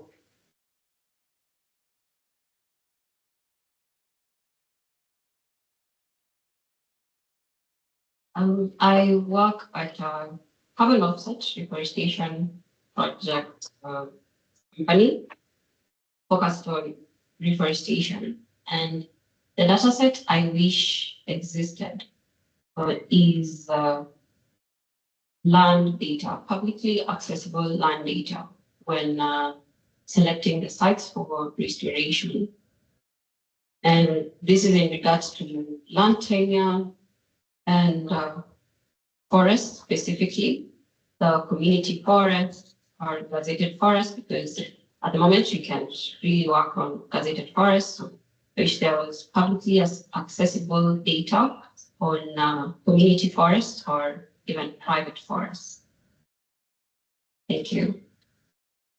Yeah, I think maybe also our audience online can probably there's an ongoing question Q&A that is still on the same. But to speak on that, I think that the data is there. The only issue is it's expensive to obtain. But it's there. There are various organizations that are currently within that space of mapping and trying to link up different areas within the countries, right? So it's just that it's expensive, but the data is there, right? But yes, it would be very good if we had data that is publicly accessible and can easily be used for some of these factors. Yeah, hello. My name is Martha from Sustainable Carbon. And for our biochar project that we carry out at Sustainable Carbon, we have sufficient methodology of how we are carrying out, but we have come up with an app, a DMRV, for mapping the kind of biomass that we are scaling up, so that we have enough biomass for processing. Now, we have a challenge on when developing this app on knowing what kind of data to capture for reasons of carbon development on that side of the thing, which is different from if we are growing bamboo, for example, which is different from now the biochar part, and also how to carry out verification. Clearly, they too cannot get here any faster. That question will be best. There are some archetypes, or better still, some project scenarios in which we'll actually do tomorrow that are based upon the different methodologies. Should be something in cooking, there should be something in agroforestry, because that is something that is key. Agroforestry can be tackled together with biochar because they are quote unquote something that we can actually look at looking at carbon above ground and carbon below. But VM50 and some of those methodologies provide some level of understanding in terms of some of the key things your DMRP should be looking into so that you can get a registry type verified carbon credits. Right, those are things we'll talk about tomorrow. So clearly we know what data would need for each of our institutions. Even, yes. Question from the online. Yeah, we have a question from the online audience. One is it's based on our previous session. So for evidence-based data, how long should the evidence be kept in a repository? And then another one is, are there African markets for carbon credits? How long data should be kept in a repository? I think it's mostly dependent upon. I mean, there's as we are coming into even like I think there's a module on that, the last module on AI. We start talking about data centers and so on and so forth. So the methodologies again provide a very good undertaking. So for example, biochar has, according to I think be corrected, we have 50. I have over 20 years in which you can actually get carbon credits. So depending on the data that you actually need, because there is what do you call it? A recycling period.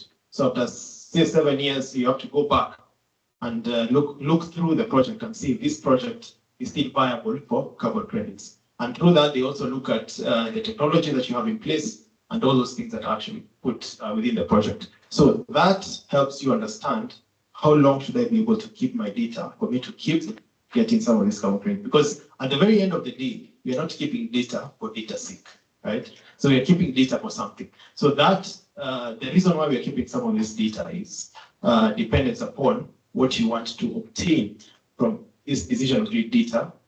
So for example, if for example we want to see how Nairobi has evolved from say 1800, right?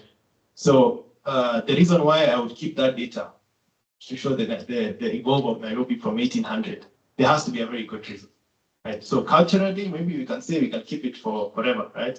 But beyond that, how can it help? How can it be marked? So depending on the different sectoral scopes, depending on the different levels that you are in within the data value chain, that is what we'll speak to. How long can I be able to keep this data? Because you do not want to store data that you don't necessarily need. I'm sure even in your laptops, there are those files that after a while you can discard. So it's the same idea. In terms of African markets, I'm sure we are trying. I'm sure we saw that we were able to launch the registry with the NEMA being the DNA, or the designated national authority. So we are working towards that. Currently, not yet fully, but we are working towards that, the African market, to see if that can be in place. So for questions, so that we can also move, let's hold them until the very end. So the genesis of all this is to try and see, can we be able to look at the governance or the guardrails or how data moves, right? What data do we need? So that now from that perspective, we can now go into the next slide, which is climate carbon. Where do they meet? Right? So looking at climate systems, this we have talked about, and I'm sure we all know about rainfall data, temperature data. Now, when I speak about data, when I speak about information, I speak about evidence, it should be clear in terms of how exactly these nuances are actually put into place. You know, the flood levels, the drought indices, the seasonal forecast, that all formulates what we consider climate data, right? When you come into carbon data, looking at activity data. So that would be the fuel use, the land use, the project monitoring data, the verification records. So all that makes up what you consider carbon systems and the data that are within these carbon. So, based upon this, the decision context from a climate perspective is public safety, infrastructure planning, and disaster response. Sure, people here from MET will tell us this is key in terms of climate data because there's a lot of infrastructure that is planned based upon what we have in terms of climate, be it our roads, be it our waterways, so on and so forth, even buildings. Right? In terms of carbon, you're looking at credit issuance, climate finance disbursements. So, based upon these two data sets, if someone can tell me, based upon just looking at them, what are some of the shared dependencies? Can be one or two, or you can just try and explain based upon maybe a data set that you know. This is where we come together. Maybe at this point, based upon maybe the QA, QC rules.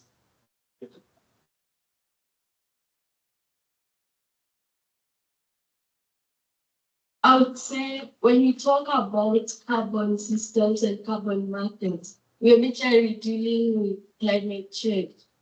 And when you talk about climate change, it's in terms of how our climates are changing. So we majorly rely on climate data to establish the emissions factors and also how different human activities are affecting the environment and the climate.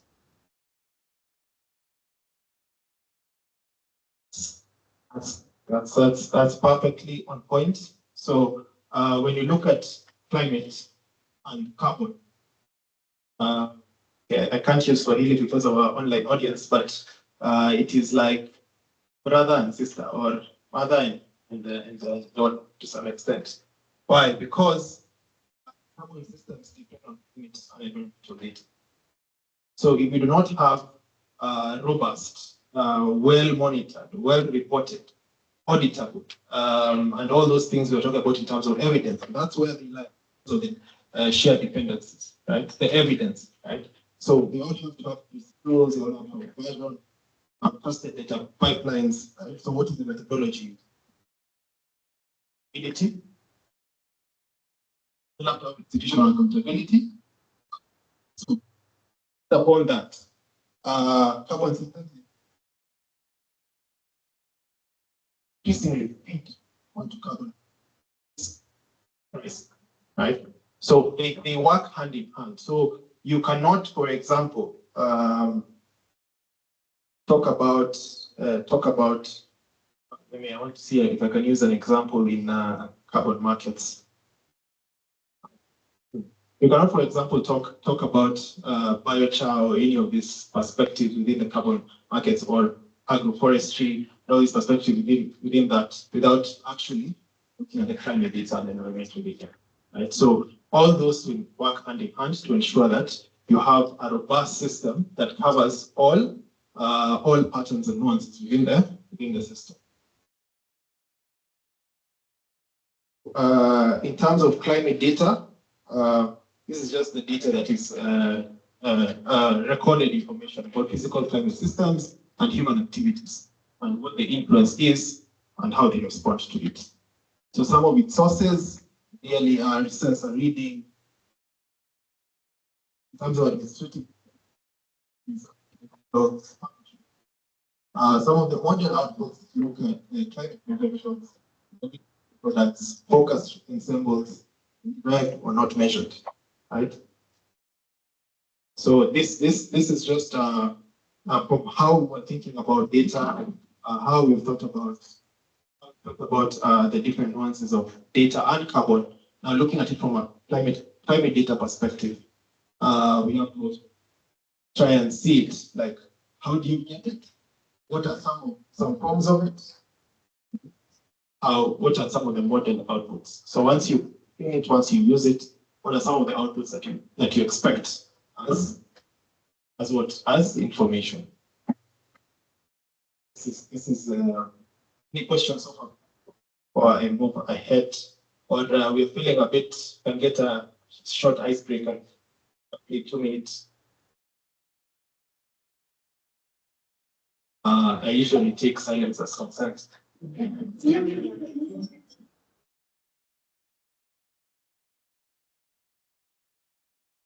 I don't know if my question ties to the survey that we just been taken through, but just in regards to what's happening in terms of collecting data and the information that now gives evidence.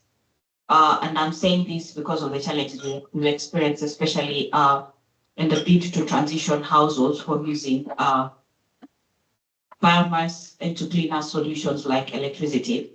And does data expire? Because, and I think it ties to me the question that was asked earlier, when there are gaps in years in terms of when data was collected, especially looking at probably NBS, and just trying to understand what solutions or fuels households are using for cooking before we transition them. And probably there is a gap in terms of even census collection, probably giving like maybe between 7 to 10 years. Is that data that is still reliable and that can inform a direction to take? Okay, so I'll circle us back to some of the methodologies, right? So whenever you're looking at, especially what you've just talked about, transitioning households or institutions from biomass towards clean cooking methodologies, clean cooking systems, and trying to see how can I use this emission reduction to get my carbon credits. So when you look at the methodologies, your data set should at least be robust enough, but it should not go beyond years. Right? So why am I saying that? Because looking at it from a carbon credit perspective, then you'd have to look at things like vanity. There's so many factors that you have to look into, and these factors look into, like, if I'm to get carbon credits for this carbon credits mean carbon finance. This carbon finance means that this thing that you're actually doing cannot be helped without carbon finance, right? If you've been getting data and working very well for the last 10 years, you don't need carbon finance. So in terms of looking at data, as I said, it has to be very nuanced towards what exactly is this data being used for. You can keep it. I mean, you can have a data set for the last 10 years or 20 years, right? But like for that specific thing that you actually want to use for that data, it has to be very nuanced or has to be very focused towards that. Yeah. I'm thinking about this climate data for baseline setting, and I'm thinking about, for instance, the Paris Agreement, when the 1.5 degree target was set, it was against 1990 baseline. Similarly, in the carbon markets, when you're setting your target, it has to be against emissions happening within a certain period. So yeah, I'm just trying to bring out the point on how climate data is also used to form the basis of your interventions in the carbon market. Yes. So in terms of, maybe just to answer it from this perspective, in terms of does data really expire, I think that is dependent upon what you actually want to use it for. Because if you are, for example, to plan Nairobi today according to 1800s data, then we will consider it expired. But if you're to plan it according to, say, data from 5 years ago, that's data that is actually usable. But you have the data. So in terms of like perishability of how people think about food, in this case, it's not the same thing. So it's dependent upon what you actually want to use the data for, so that now you can say this data at this point in time is not usable, right? For those of us in academia, for example, you're writing a paper, right? They usually give you like 5 years, 3 years, so who are a bit, any they can tell me, but usually you cannot have a paper that you're speaking about something in your paper that is a paper for 2010. They tell you that data is too old.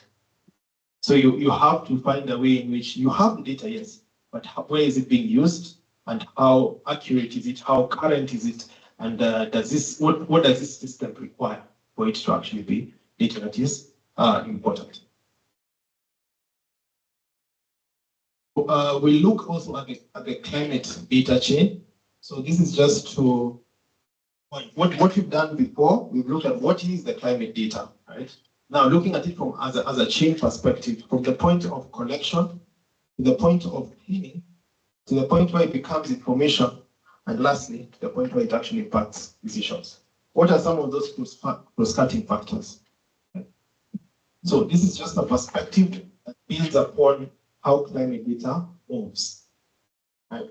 So you start from a point where you're looking at sensors, with satellites, right? You merge it, you harmonize it, you quality check for it, you format it for use. This point becomes information. You start using it, you start analyzing it, it starts giving you tangible aspects to it that are actually something that you can use. Becomes a usage case. Lastly, that usage case becomes something that can render impact.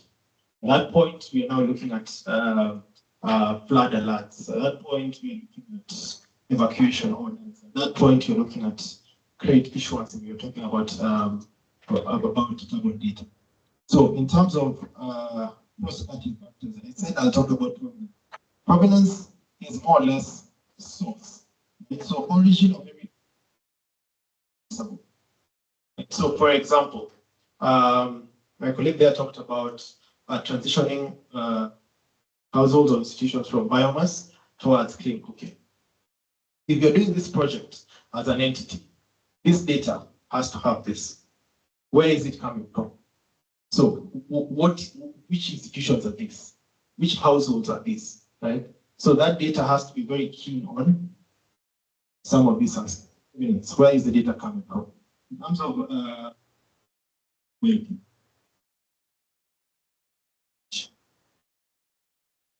and maybe I don't know if you guys are seeing what I'm seeing, or at least I don't know if you guys are at least looking at it from this perspective.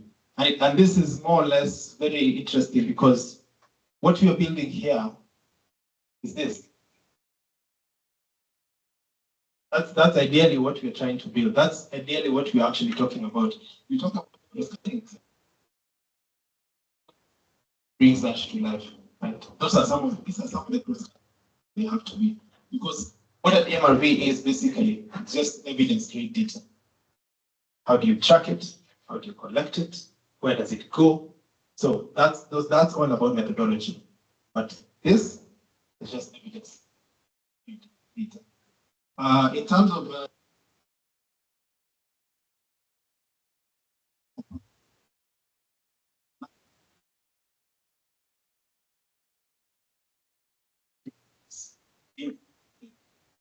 value chain of data, perspective, the all come at the end. This will talk in terms of authorization, so that now we can start getting into governance and how data moves. We are not doing so bad on time. Any questions?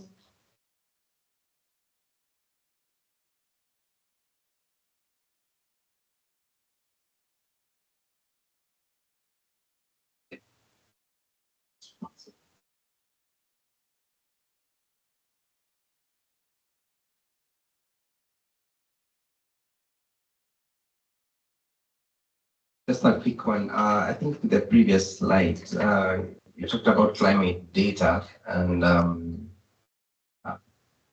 observations.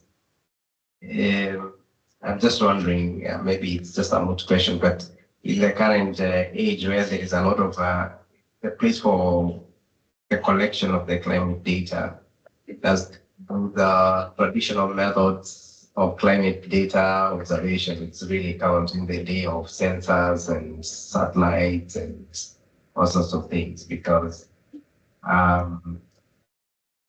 for instance, in maybe arid and semi-arid areas, the users collect that data, they use it, they know how to do the pasturing cycles, the pastoralists, they know where to go when and all that kind of stuff.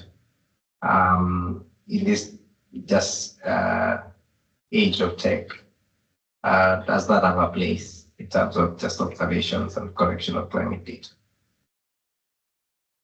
I'll give an example to answer that question.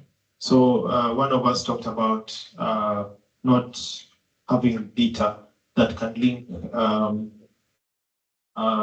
cardiovascular health to emissions, right?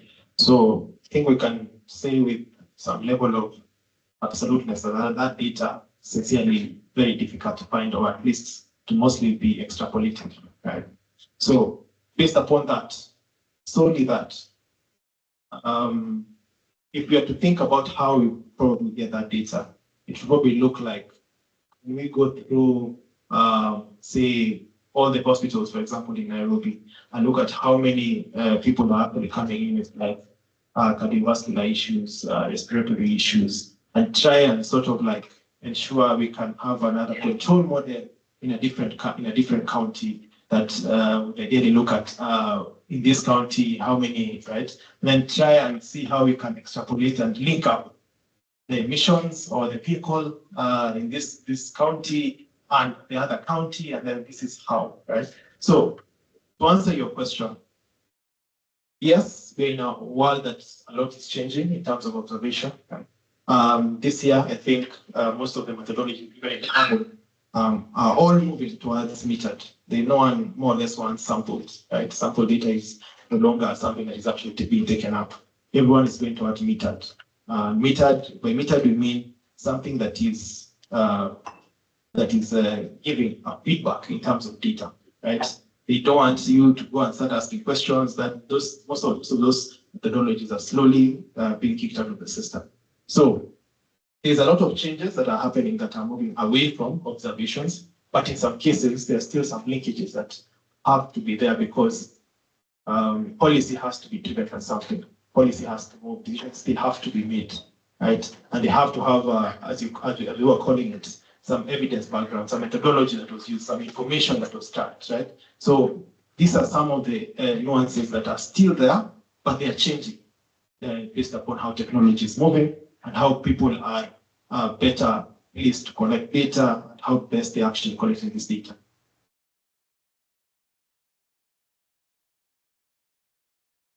I think probably just to emphasize on what his question was, like having data centers. I know some of this information is there. Where to get it, I think, is the problem. So like, is there a way it can be collated? Like develop, I don't know, a data center where if you want anything health related, you can pull it out. If you want anything climate related, you can pull it out. Because I think it is scattered all over. It's not really something that you can pin your finger and say that this is where you're going to pull it from. If you're going by health, I'm sure the data is there, but how to get it, I think, could be the problem. So maybe a plan on coming up data centers and stuff like that. Yeah. Yes, to some extent, the data is there. It's just that the best way I can put it is in terms of looking at foundational data. So there is a lot of until ideally there is a lot of this. This is almost 100% there, even within our country and even within Africa. Data is there. At this point, we are now sort of like it's I don't know how to put it. It's an inverted pyramid, right? So this is a lot, but as you're going down, it keeps shrinking. Right? So it's sort of like we are, and maybe this is something that we can also like think about within our own institutions, sort of like we are collecting data and then finding ways to use it later. Right? So it's not that we are collecting data for set purposes, just, we need to try and move to electric mobility. How do we look into efficiency and respiratory? So hospitals have this, let's go to hospitals. So it's not like a full chain that went from collection, aggregation, usage, and impact. It's more of we are here, so how do we track back, right?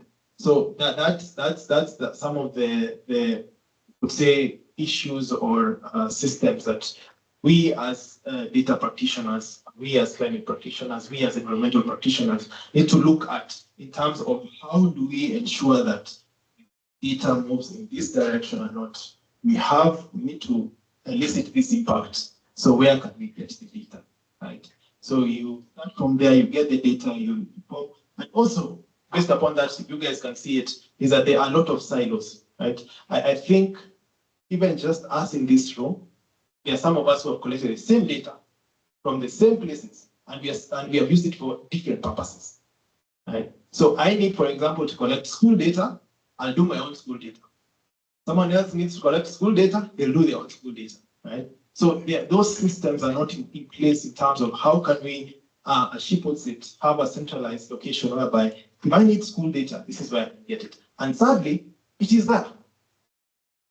Why we cannot get it? We're going into it right now.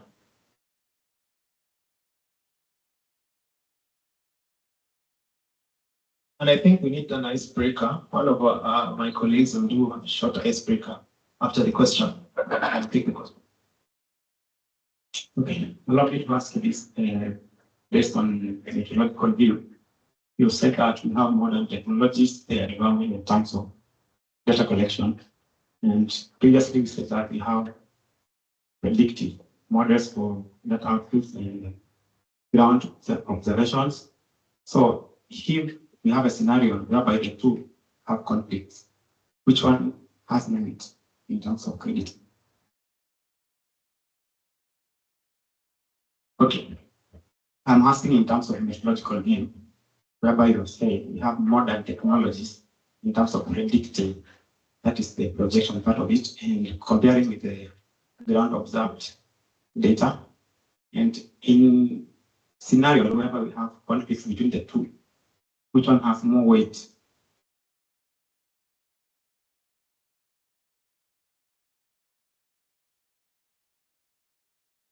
By ground data, I think you mean observation. So ideally, technology always takes precedence.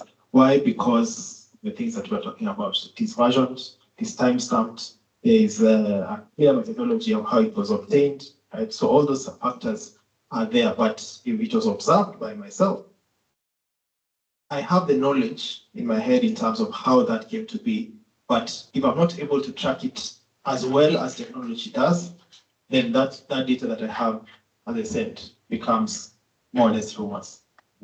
So it's about that tractability, that auditability, that interoperability, right? All those factors. And technology does that very easily because it can clearly have all those systems in place. But humans are difficult because we have a lot that we're actually doing. So we might know it, just we're not able to track it as well. So technology will ideally take precedence, and that's why I'm saying even in carbon markets, right now we are moving away from sampling and more towards metered. By metered, the DMRVs and so on. So let's do a short 5-minute icebreaker. I think we'll be taken through by our able cheerleader. Hi everyone. Hi everyone. Hi. The room is a bit cold. We need to make it hot. My name is Lily. Marketing and communications at Vast Carbon, an aspiring MC. So this is my first talk at that. So please, be confident that I can get into this sector. So it's a common song we all know. We sang it during Sunday school. We know it. I shall make you Is it I shall or we shall make you? I will make you. The people shall. I will make you fishers of men, fishers of men, fishers of men. I will make you fishers of men if you follow me. So I know, so what you're going to do, where we have an F, the female, stand up. Where we have an M, the male, stand up. So let's try. I will make you fishers of men, fishers of men. Do you have fluid that we can see which one can take care of them? Okay, let's do. So we're going to start slowly and then pick up the pace. If you don't do that, you'll come here and you're going to give us an icebreaker, and I'm watching. Let's start. I will make you fishers of. Let's do it again very slowly.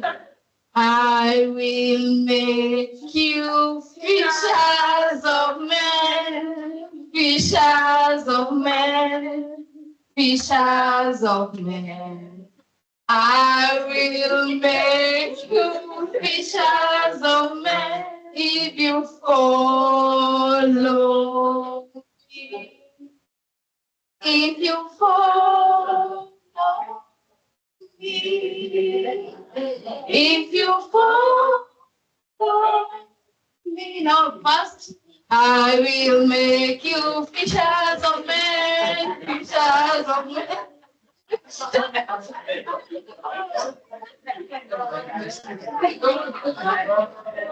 You know, my chat is just down here. Just down here. You may possibly be disappointed. Yeah? So I think we've broken the ice yet, no? Yeah, thank you. Can I continue with this? Yeah. Do I have potential? Yeah. Clap for me then.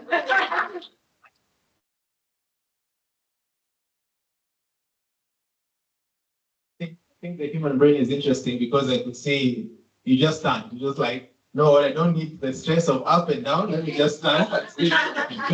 Yeah, so it's interesting.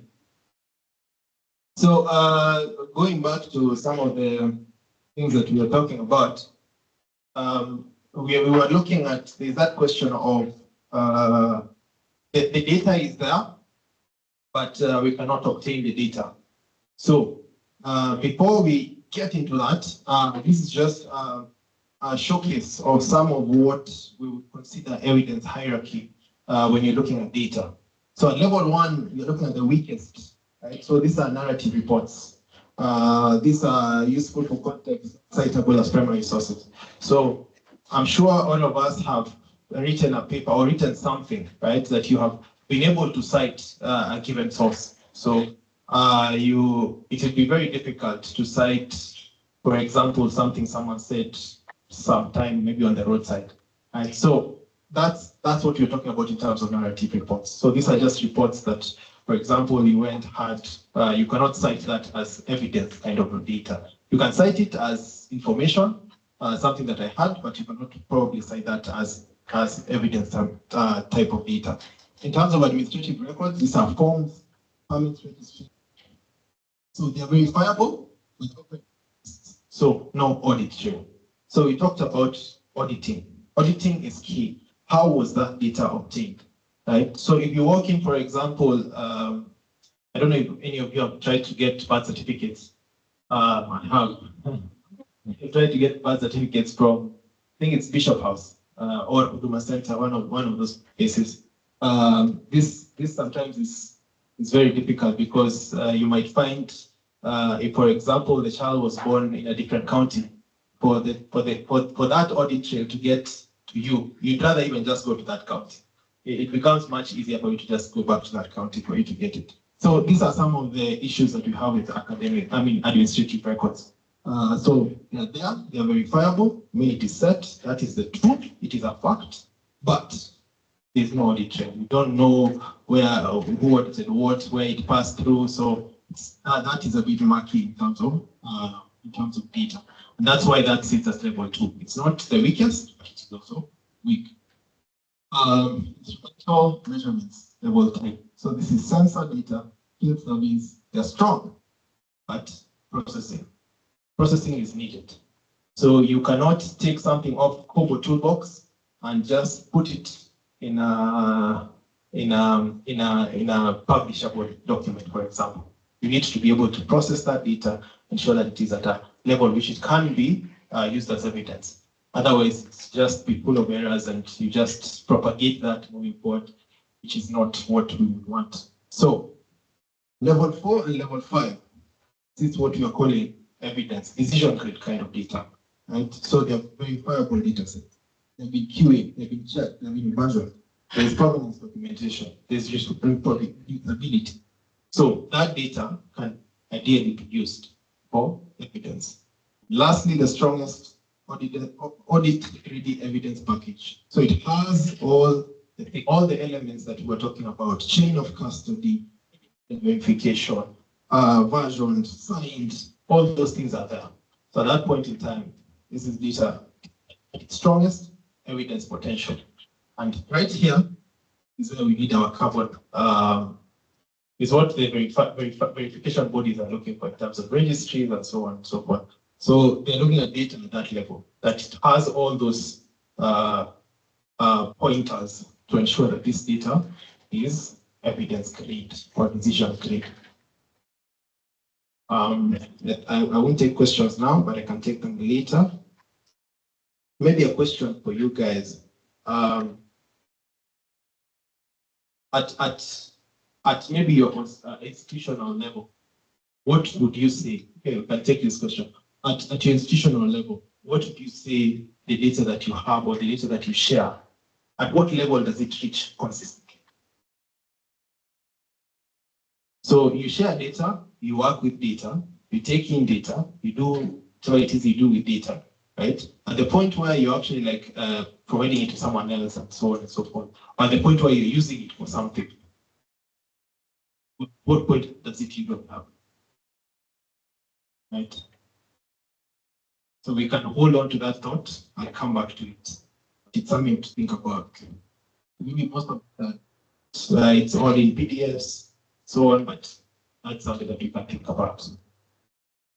So we were talking about, we have data, we have all the nuances of data, we have data, it's very robust, it has so much quantity, over millions, right? But it has gotten to information, and then I'm here as myself, George somewhere, trying to get data, for example, for public record, for hospital records, right? So yes, we know there's data protection, all these factors, but I'm trying to look at it from an aspect of how does data cross borders? And maybe, again, I can ask, when I say cross-border flows, what do you guys think about? I can take 2 answers.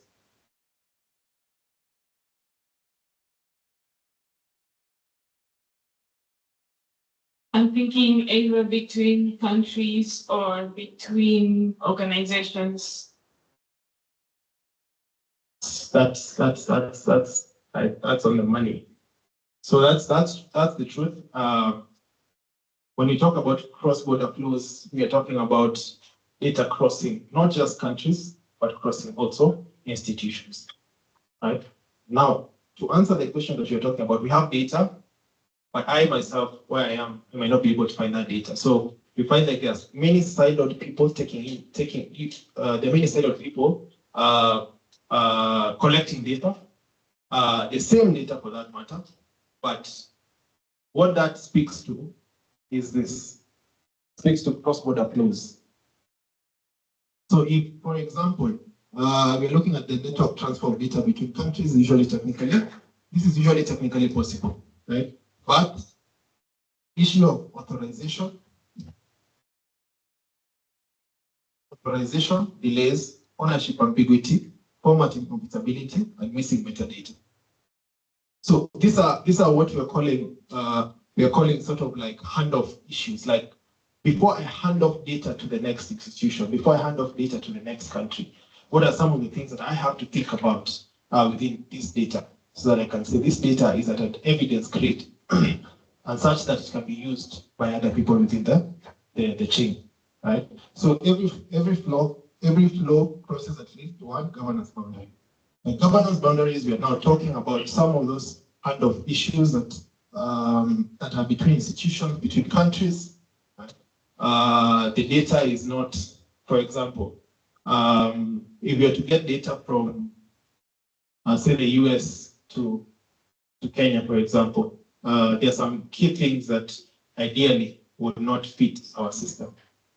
So assuming, for example, getting the data of mileage of vehicles, of small vehicles from the US in comparison to, let's call them not small vehicles, let's use factual, let's say light duty vehicles. You're getting the mileage of light duty vehicles from the US in comparison to, say, from the US in, say, a city like Washington, comparison to a city like Nairobi. What, if you are to share that data, what are some of the things that would ideally just stand out? This is data that is be very difficult to use. It's a simple, that's what it's simple, especially guys in transport, that should be a no-brainer.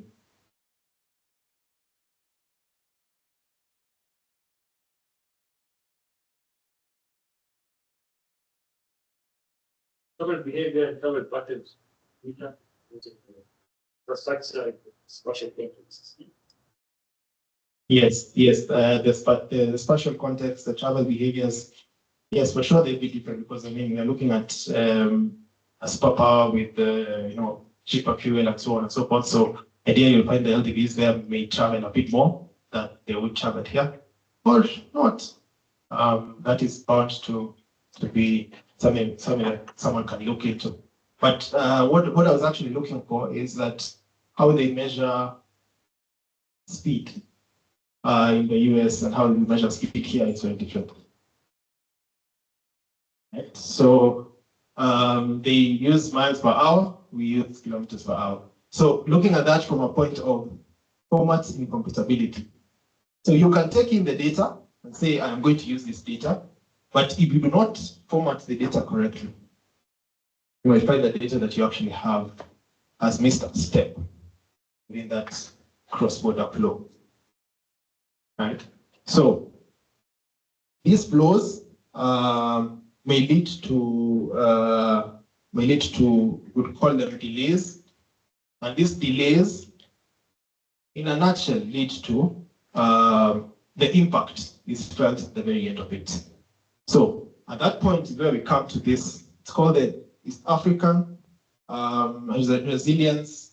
It's a study on resilience and readiness to handle flood and climate set issues. It's a study that was done by Transboundary, and I think that's also, there is a team that's actually coming to talk about that tomorrow. So this study was done on 3 countries. It was done in Kenya, it was done in Uganda, it was done in Tanzania. And it is based upon the 2024 El Nino flooding. Right?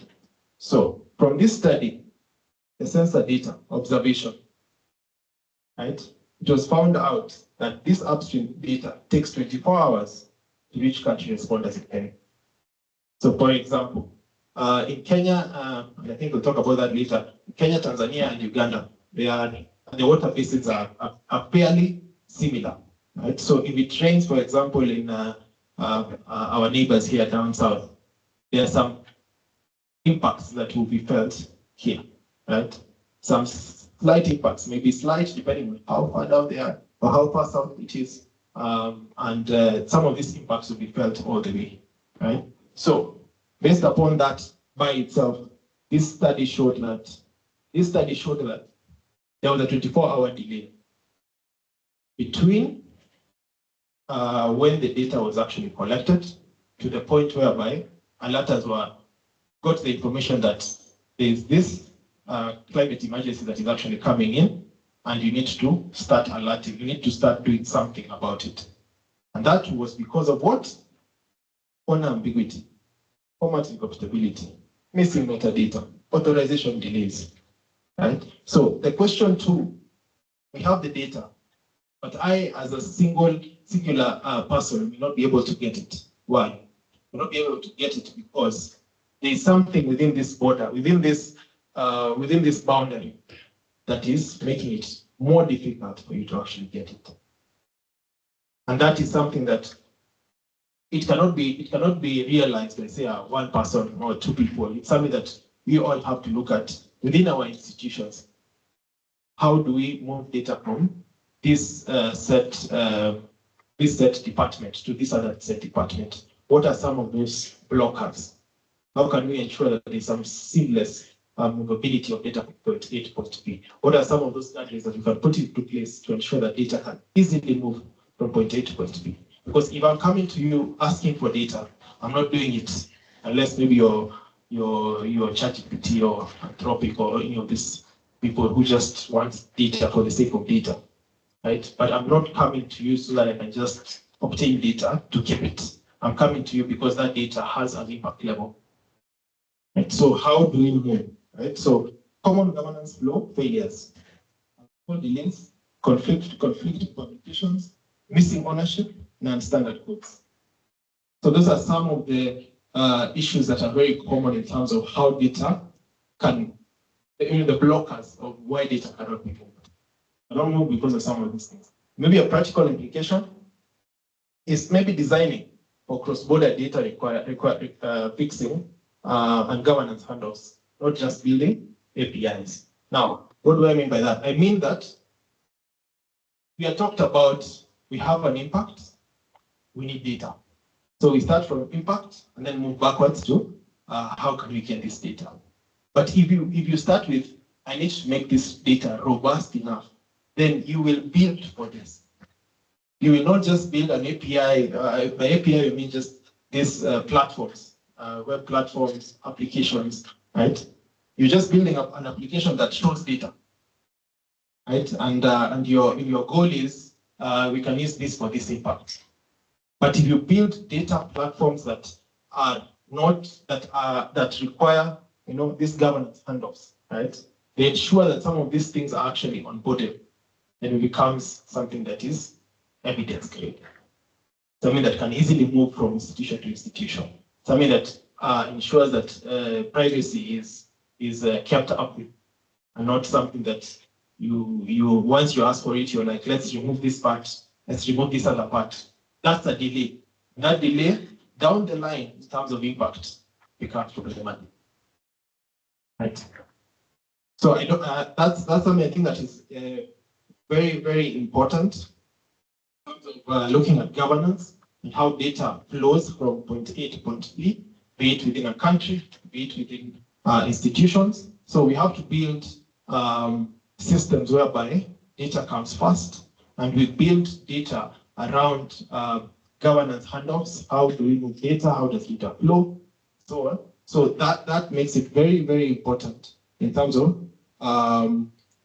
interoperability of data.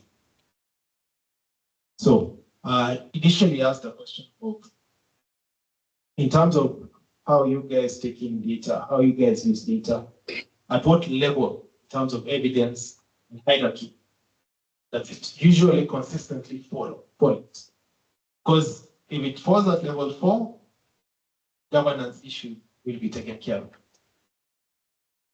So I'll take 3 answers to that question. The data that you use consistently, what level is it usually at within your organization? Is it just I got this narrative and I used it and we found this and we did we were able to get our impact study or whatever it is that we're actually doing? Or is it that we went down through this route and this is how we got there? Okay, given it's a bit nuanced, maybe I can just take maybe just one answer. If we go back to your very initial slide on data, information, and evidence, So I think it depends at which stage it is. Is it already processed data or is it still the raw information that you've just gotten from the field or from your study or whatever format you've gotten it from? So I think when it's still raw data, then it is within that particular, let me say, department, because it still has to go through analysis, it has to go through verification. But now when it becomes hard information that then starts moving to different levels, then it's managed differently. I don't know if I'm answering the question.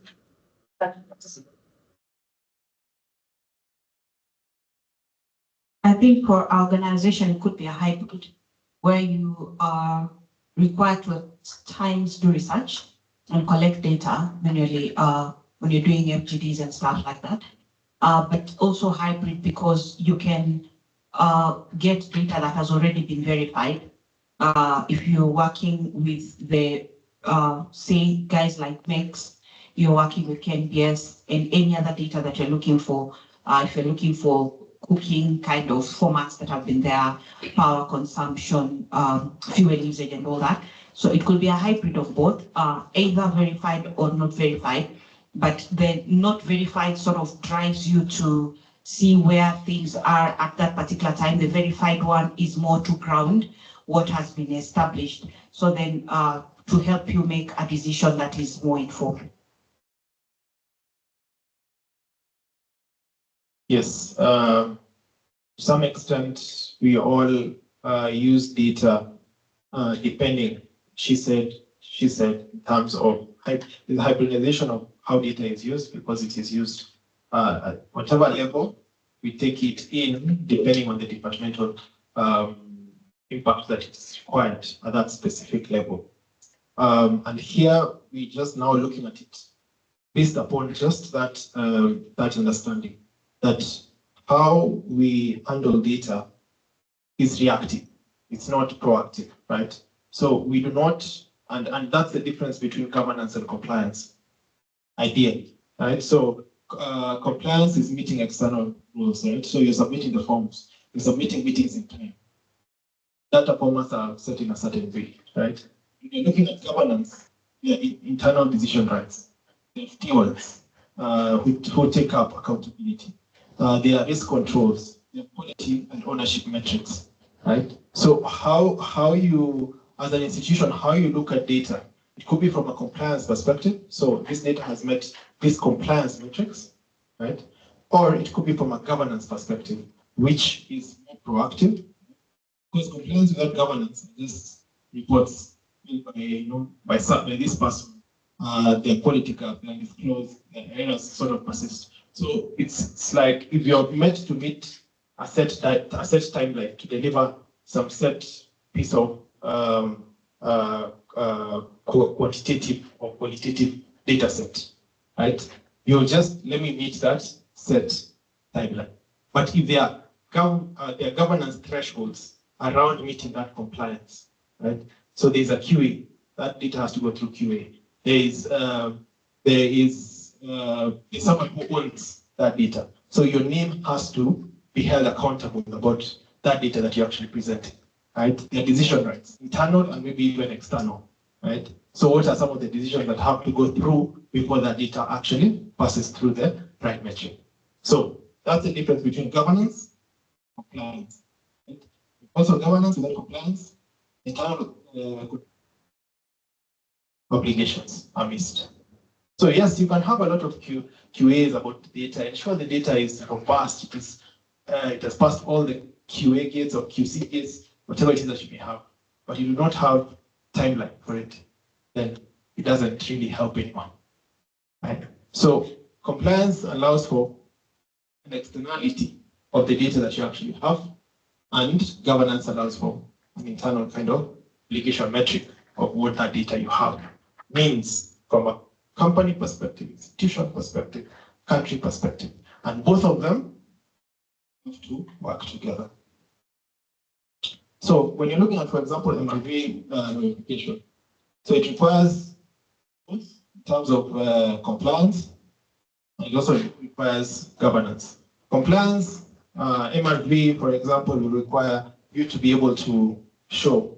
Okay, let me not preempt that. But it requires for you to show like how, for example, were you meeting these people that you're taking this data from, right? It requires, you meet some compliance perspective, be it administrative. If, for example, we're looking at what we have now, whenever you're getting carbon credits, you need to go through NEMA, you need to get an EIA for whatever project that you're actually doing. So some of those are just compliance kind of rules set to ensure that you are able to meet what are some of the benchmarks for your data to meet verifiability, right? But in terms of proving evidence, the internal governance would ideally look like what were the chains, how did it move, who was in charge of what, who signed up with this, who signed up with that. So those are the internal governance, what I call thresholds that ensure that data is evidence-based and verifiable. So, the question, which you can answer later, where does your institution sit? Strongment, compliance, or governance, or both?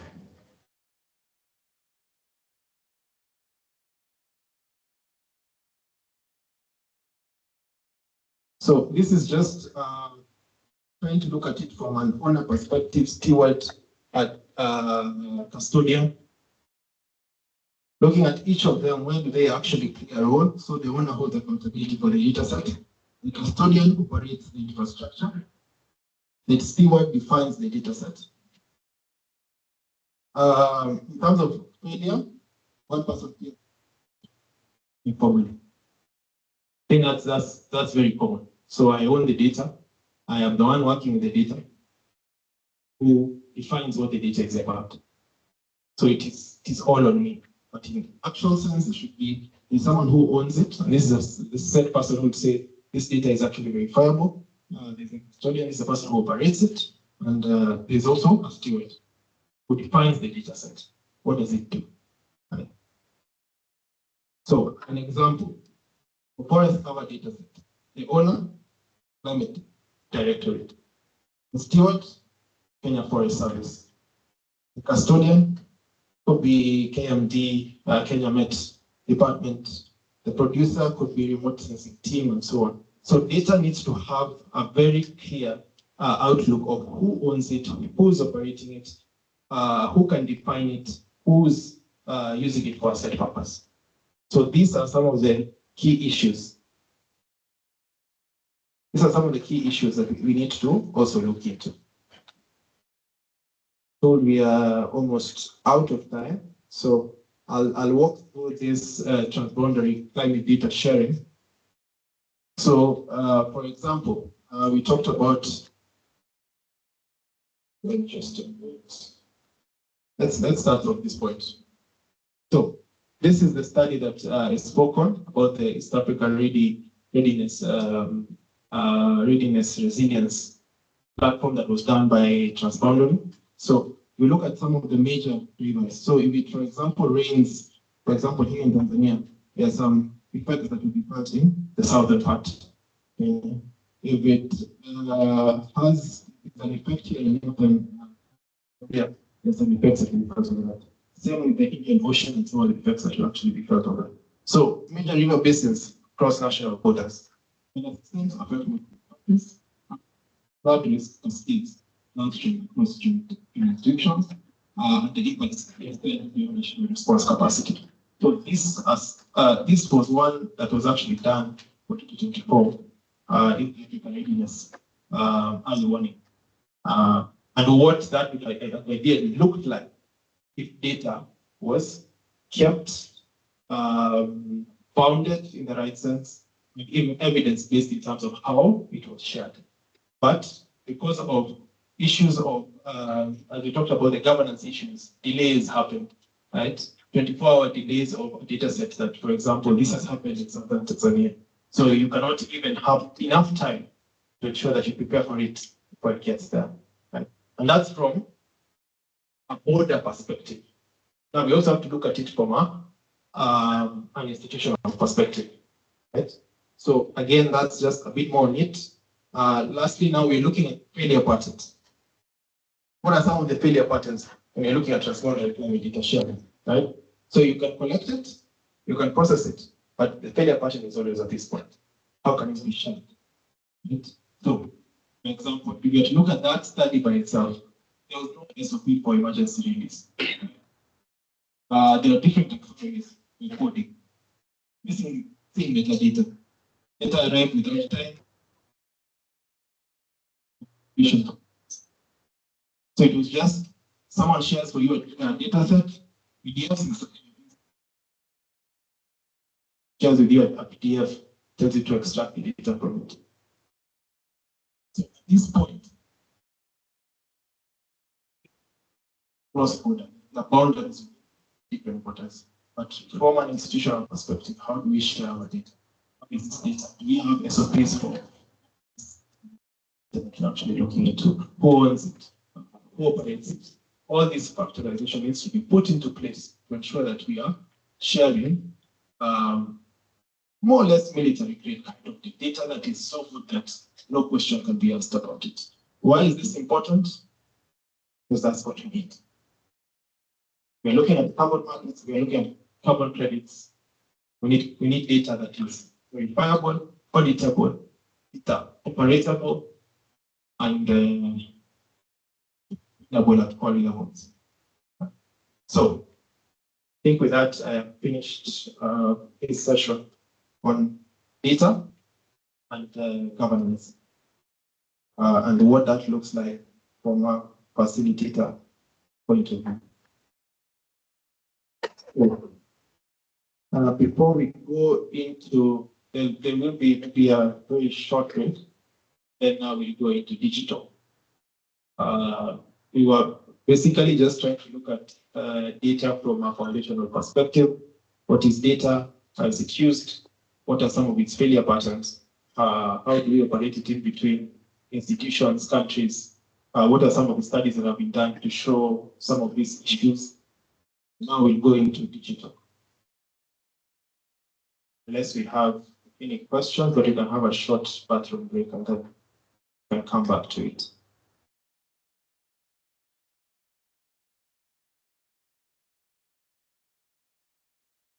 And maybe just to preempt, the slides will be shared. So you can still go through them later. Fine. Let's have a maximum 3 minutes break, then we can continue.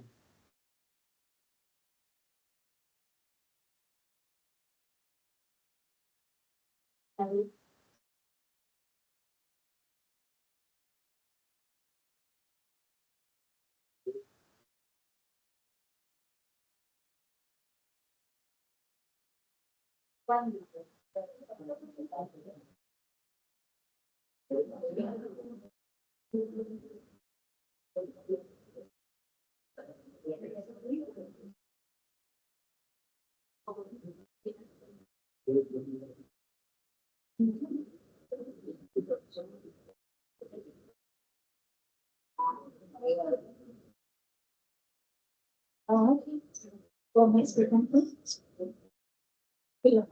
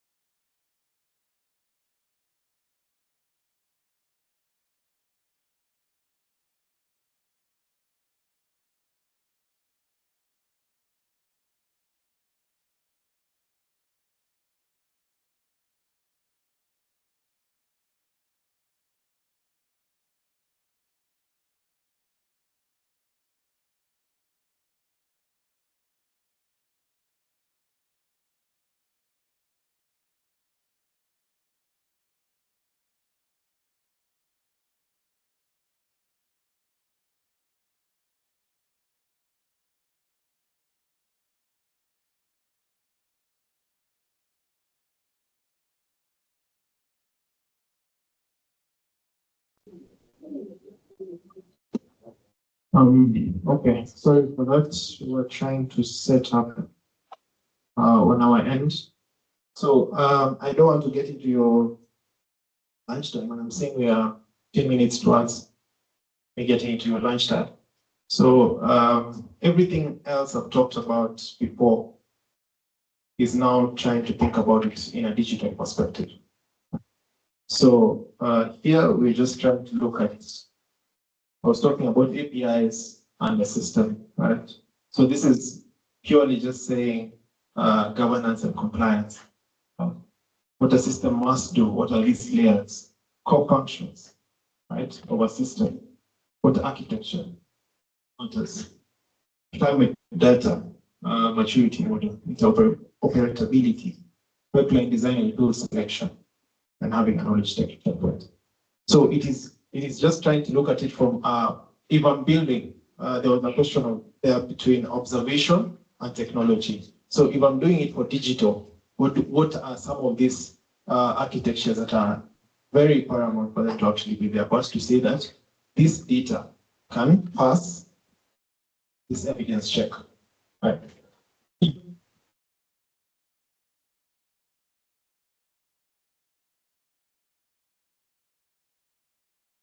So, you know whether we're going to have some people here, but ability is key here. So a platform is a product. A system is a structure or defined functions of governance. So I talked about governance, I talked about compliance. So compliance is more of, we need to do this by this time. Governance is what are the rules in place to ensure that whatever we give at this time is at the grade that you actually want.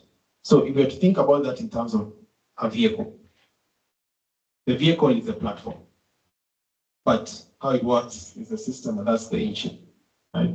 So you're thinking about data, a platform and a system. The ideal, at the very least, a system should have defined inputs, processes, outputs, embedded validation, measuring audits, clear authority, escalation patterns, operates reliably and responsibly. Right? As far as data is concerned, build a system and you build a platform. But we do platforms, then systems coming later, right? So system first, then platform. Because the system takes care of this. Once you take care of this, whatever platform you have, it can pass any verification body that you're taking it to. Right? So there's really they said they're trying to build a DMRV for biochar. Right? So they're at the point where they're actually looking at the different systems that are required to be in place to ensure that whatever it is that they're actually building will pass evidence there. That's where digital comes in. So platforms are not systems, right? So system is defined by functions and interfaces. Platform is a tool, right? So maybe an example even closer home. I think all of us have one way or the other come across a Jembe. Jembe is a tool that allows you to till land over various periods of time. So the system in which you do that is built upon what you want to do, right? But if you have a Jembe, for example, and you live in this floor throughout the year, you have a platform, but really you can't do anything with it. And really there's nothing much it can help you with. And that's the thing. It has to go through I have a system first, then I get a platform, then you look at the architecture that might precede the tool. What are the common failure patterns? Right? Then before any procurement, the functions it does, the tool cover, and what this function must connect it to. So in most cases, this is important because we go out of our way and we say we're going, for example, into biochar. We need a DMRV tool. Go into the market, they're there. The tools are there. And you probably get a platform that allows you to do a DMRV. But you're not thought about what methodology am I using to get my credits for biochar. You're not thought about so many other aspects that are key for you to actually go into the market and get a tool that you can use it for. Right? And that's why platforms are not systems. And systems have to come first before you build the platforms. So why claiming data systems be learning? Same things that we've been talking about. So platforms are purchased before functions are built. Governance roles are defined after deployment. So you look at all the data that you actually require, you get it, you are the steward, you're the owner, you're the one doing everything with that data. Then once you get out there and you're not there, everyone feels like we should have defined this data much better. What are some of the key roles that we have put in place? What are some of those governance rules that we should have had in place even before this data was actually put out there? So that's the key failure point. Right? So questions like who validates data, who approves publications, who resolves disputes, they are answered reactively. So they are answered as something that this impacts. We need this data to do this. Who will validate it? We have the data, but we're not sure, right? So another, using that same example for hospital record data. Like, yeah, we have the data, but how can we authenticate it is okay? Like, I think it is the county office. I think it is the hospital that you get it to. So you're not very sure at this point how the governance looks like. It's sort of like reactively set in place, and you have to sort of like work your way through it to see how best that can actually happen. Versioning control. Versioning is technically about updates, right? So if you do not version your data, by versioning we mean what date, what timestamp. So if that is not there, I have a million vehicles, for example, or I have a million data points in terms of rainfall, right? But it doesn't have any timestamp. It was just taken and I was given. Right? And I was told this data is for this place. If someone else comes with other data and tell you this is the updated version, where would you start? Do you just easily forgo what you had? Or do you say, from this point it was okay, and this is actually what was updated? So this is where versioning comes in.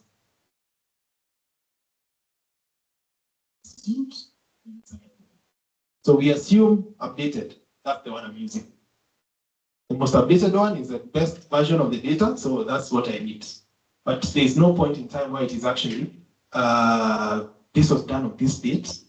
Therefore, what was done on this date, anything that precedes that or anything that comes after that is what is more updated before.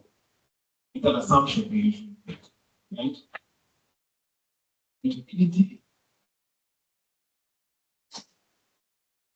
So, for example, in EPRA, someone for example, in NTSA requires data.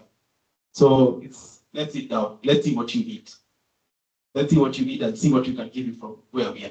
It's never, let's have an agreement on how this data is shared from day one. So the governance is, as I said, it's compliance. What can we mean in terms of compliance in our department? But it's never, how can this data help other people out there? So these agreements are in place. And that data set is set in a way that it can be shared by anyone, anywhere.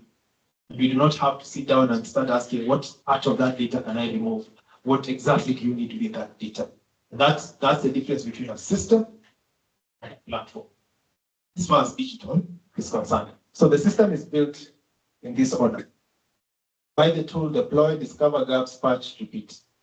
So that's how we build data sets, how we build platforms. So we are like, we need a DMRV, let me go to the market, get a DMRV, deploy it, doesn't work.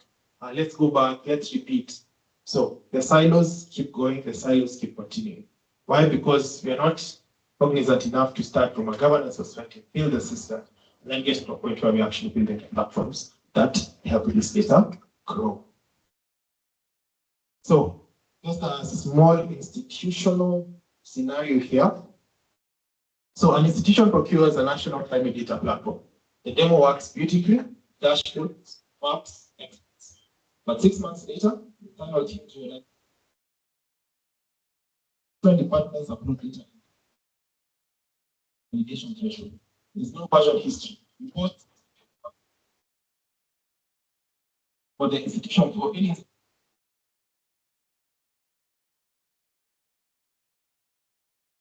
for procurement. So this is something that we've seen is very common everywhere actually, whereby you get a platform first and you're like, we need, for example, a PM tool, right? What does the PM tool do? I just need someone who can manage my project. Just get me a tool that can do that. See, the mapping of those functions is never done. It's like, let's go to the market. Let's see what is best. Let's get at least 3. They usually at least 3, what are they called?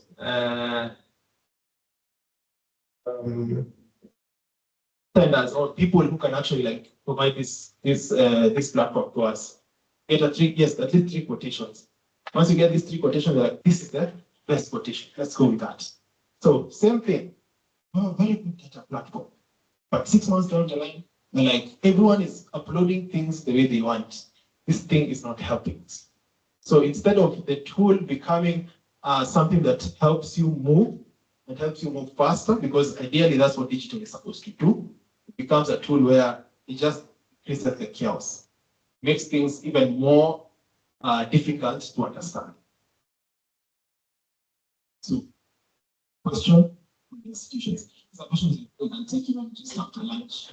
And even like when you find me out there and you know him with a question that how many have formally mapped before you get a platform? Formally mapped, what are these functions we actually need for this platform? So, what does a climate data system? What is the most? What does it have to do? It has to be an input layer. It has to be, this input layer is where lies the sensors, main system. It has to be a core system layer. This system is whereby you ingest, you validate, you harmonize, you version, you compute. And the output layer is where it's the APIs, the registries, and so on. So the system has to move from a governance audit monitoring perspective. As I keep saying, this is where we are at. Monitoring, reporting, verification. What are some of these tools? How do they look? So this is basically the DMRV. For those of us who are not sure what a DMRV is, the DMRV. So, as an input layer, you get the data, the sensors, takes away all that data. There's a system below it. Validation, organization, versioning, computing. Lastly, there's an output layer. Okay? So a reliable climate data system performs define responsibilities and protect credibility. Receive data, validate it, analyze heterogeneous format, preserves versioning, publishing, and maintain. So, in terms of a system, that's how it looks. Question. So when we talk about interoperability of this system, does does it come at the output layer, or does the interoperability have to integrate from the input, or does it come out at the very end? So, for example, if you're looking at, let's use cooking, for example. We are looking at it now from a point of a DMRP for cooking, right?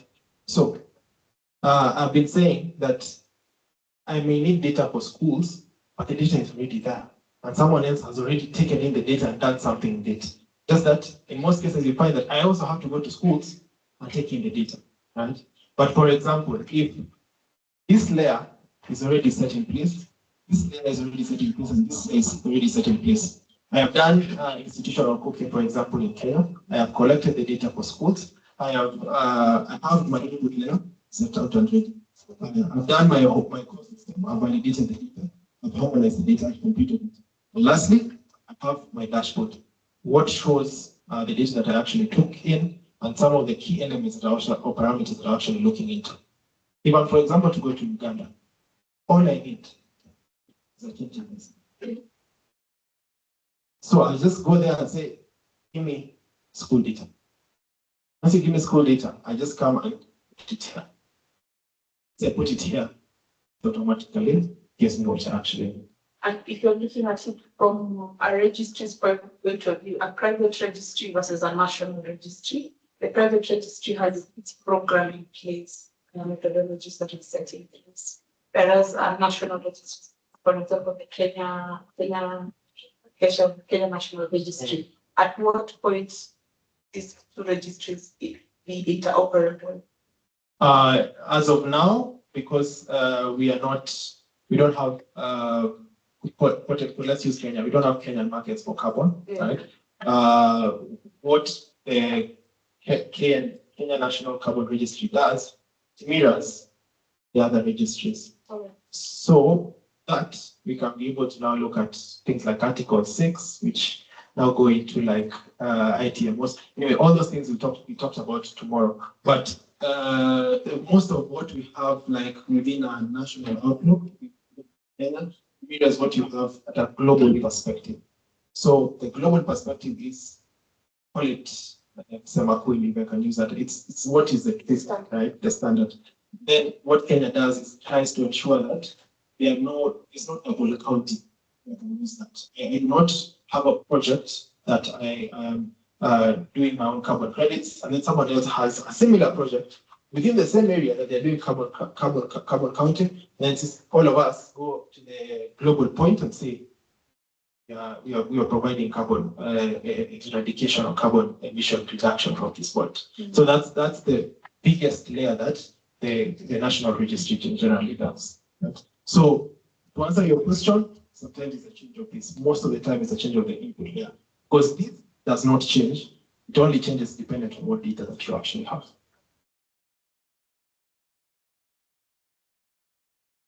So I think I am what we have next is basically just looking at each of them. Right? So in terms of ingesting, what does that include?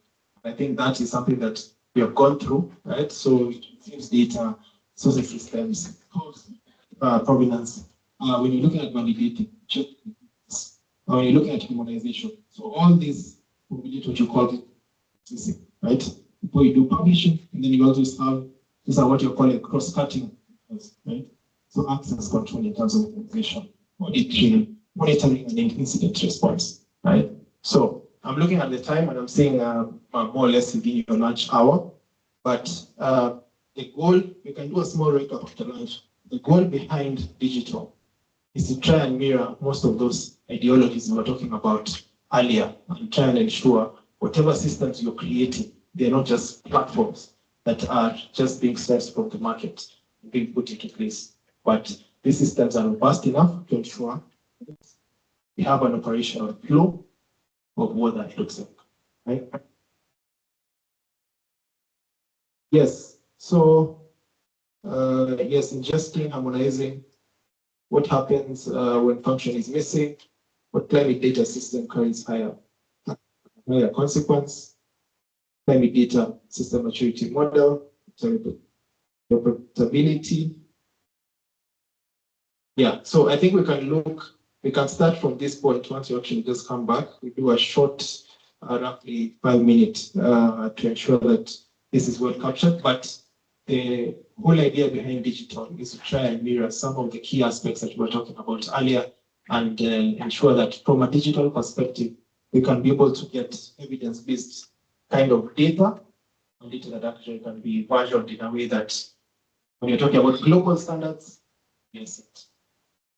But I think at this point, there shouldn't be a question of what is a DMRV.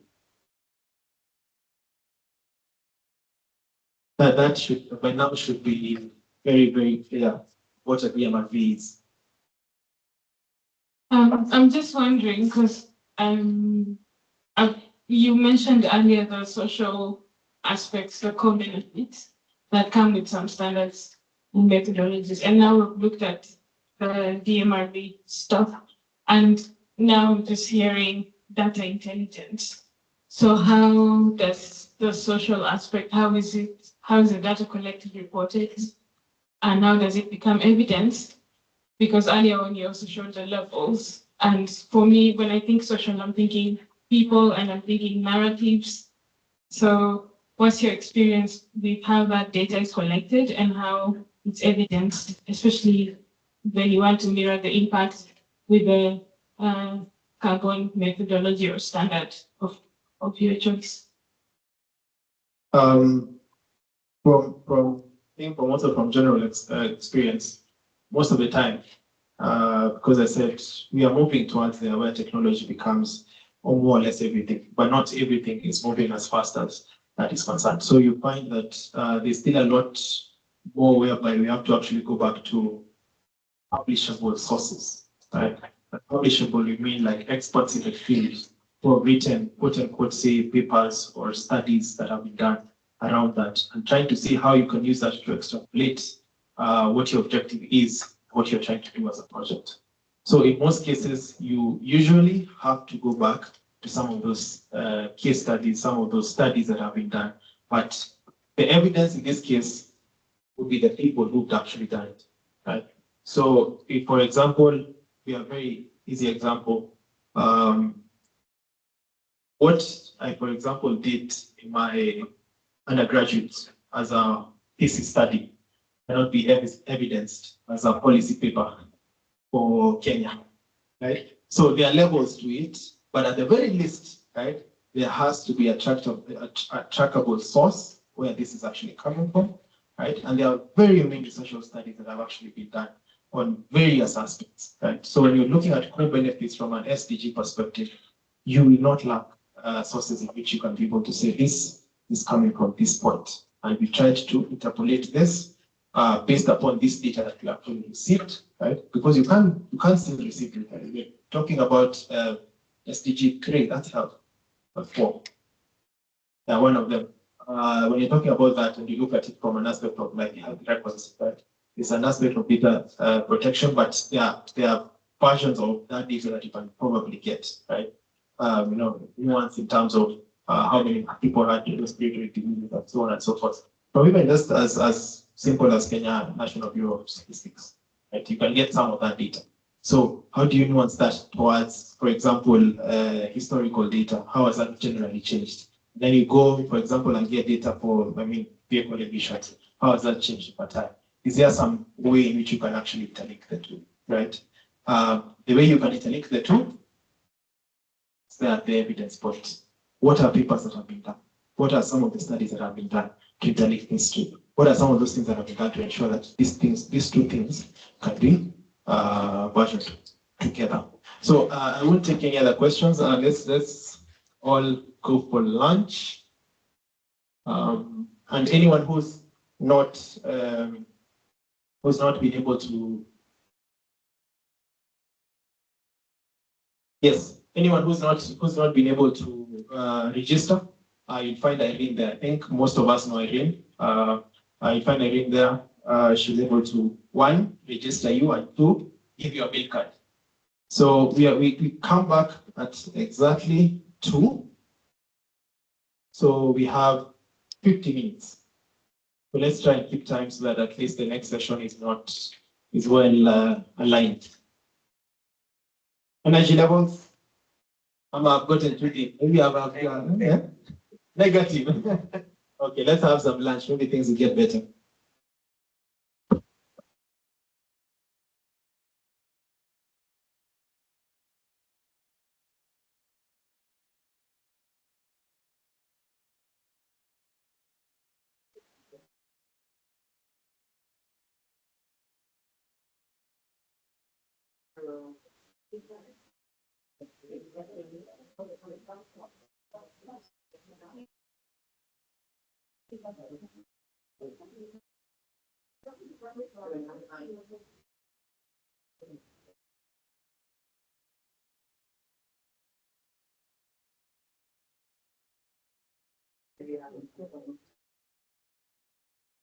Sorry. I'm also at almost a negative, so I forgot to tell you where lunch is. Lunch, you go ground floor. Your left, just like make that turning, then go into, I think there's a restaurant, there's a name to that restaurant. So once you leave the lift, move left, make that turning, you go into a restaurant. And yeah, let's so because we only have 50 minutes before we go a bit deeper again. Yeah, you can leave your gadgets here. It's fine.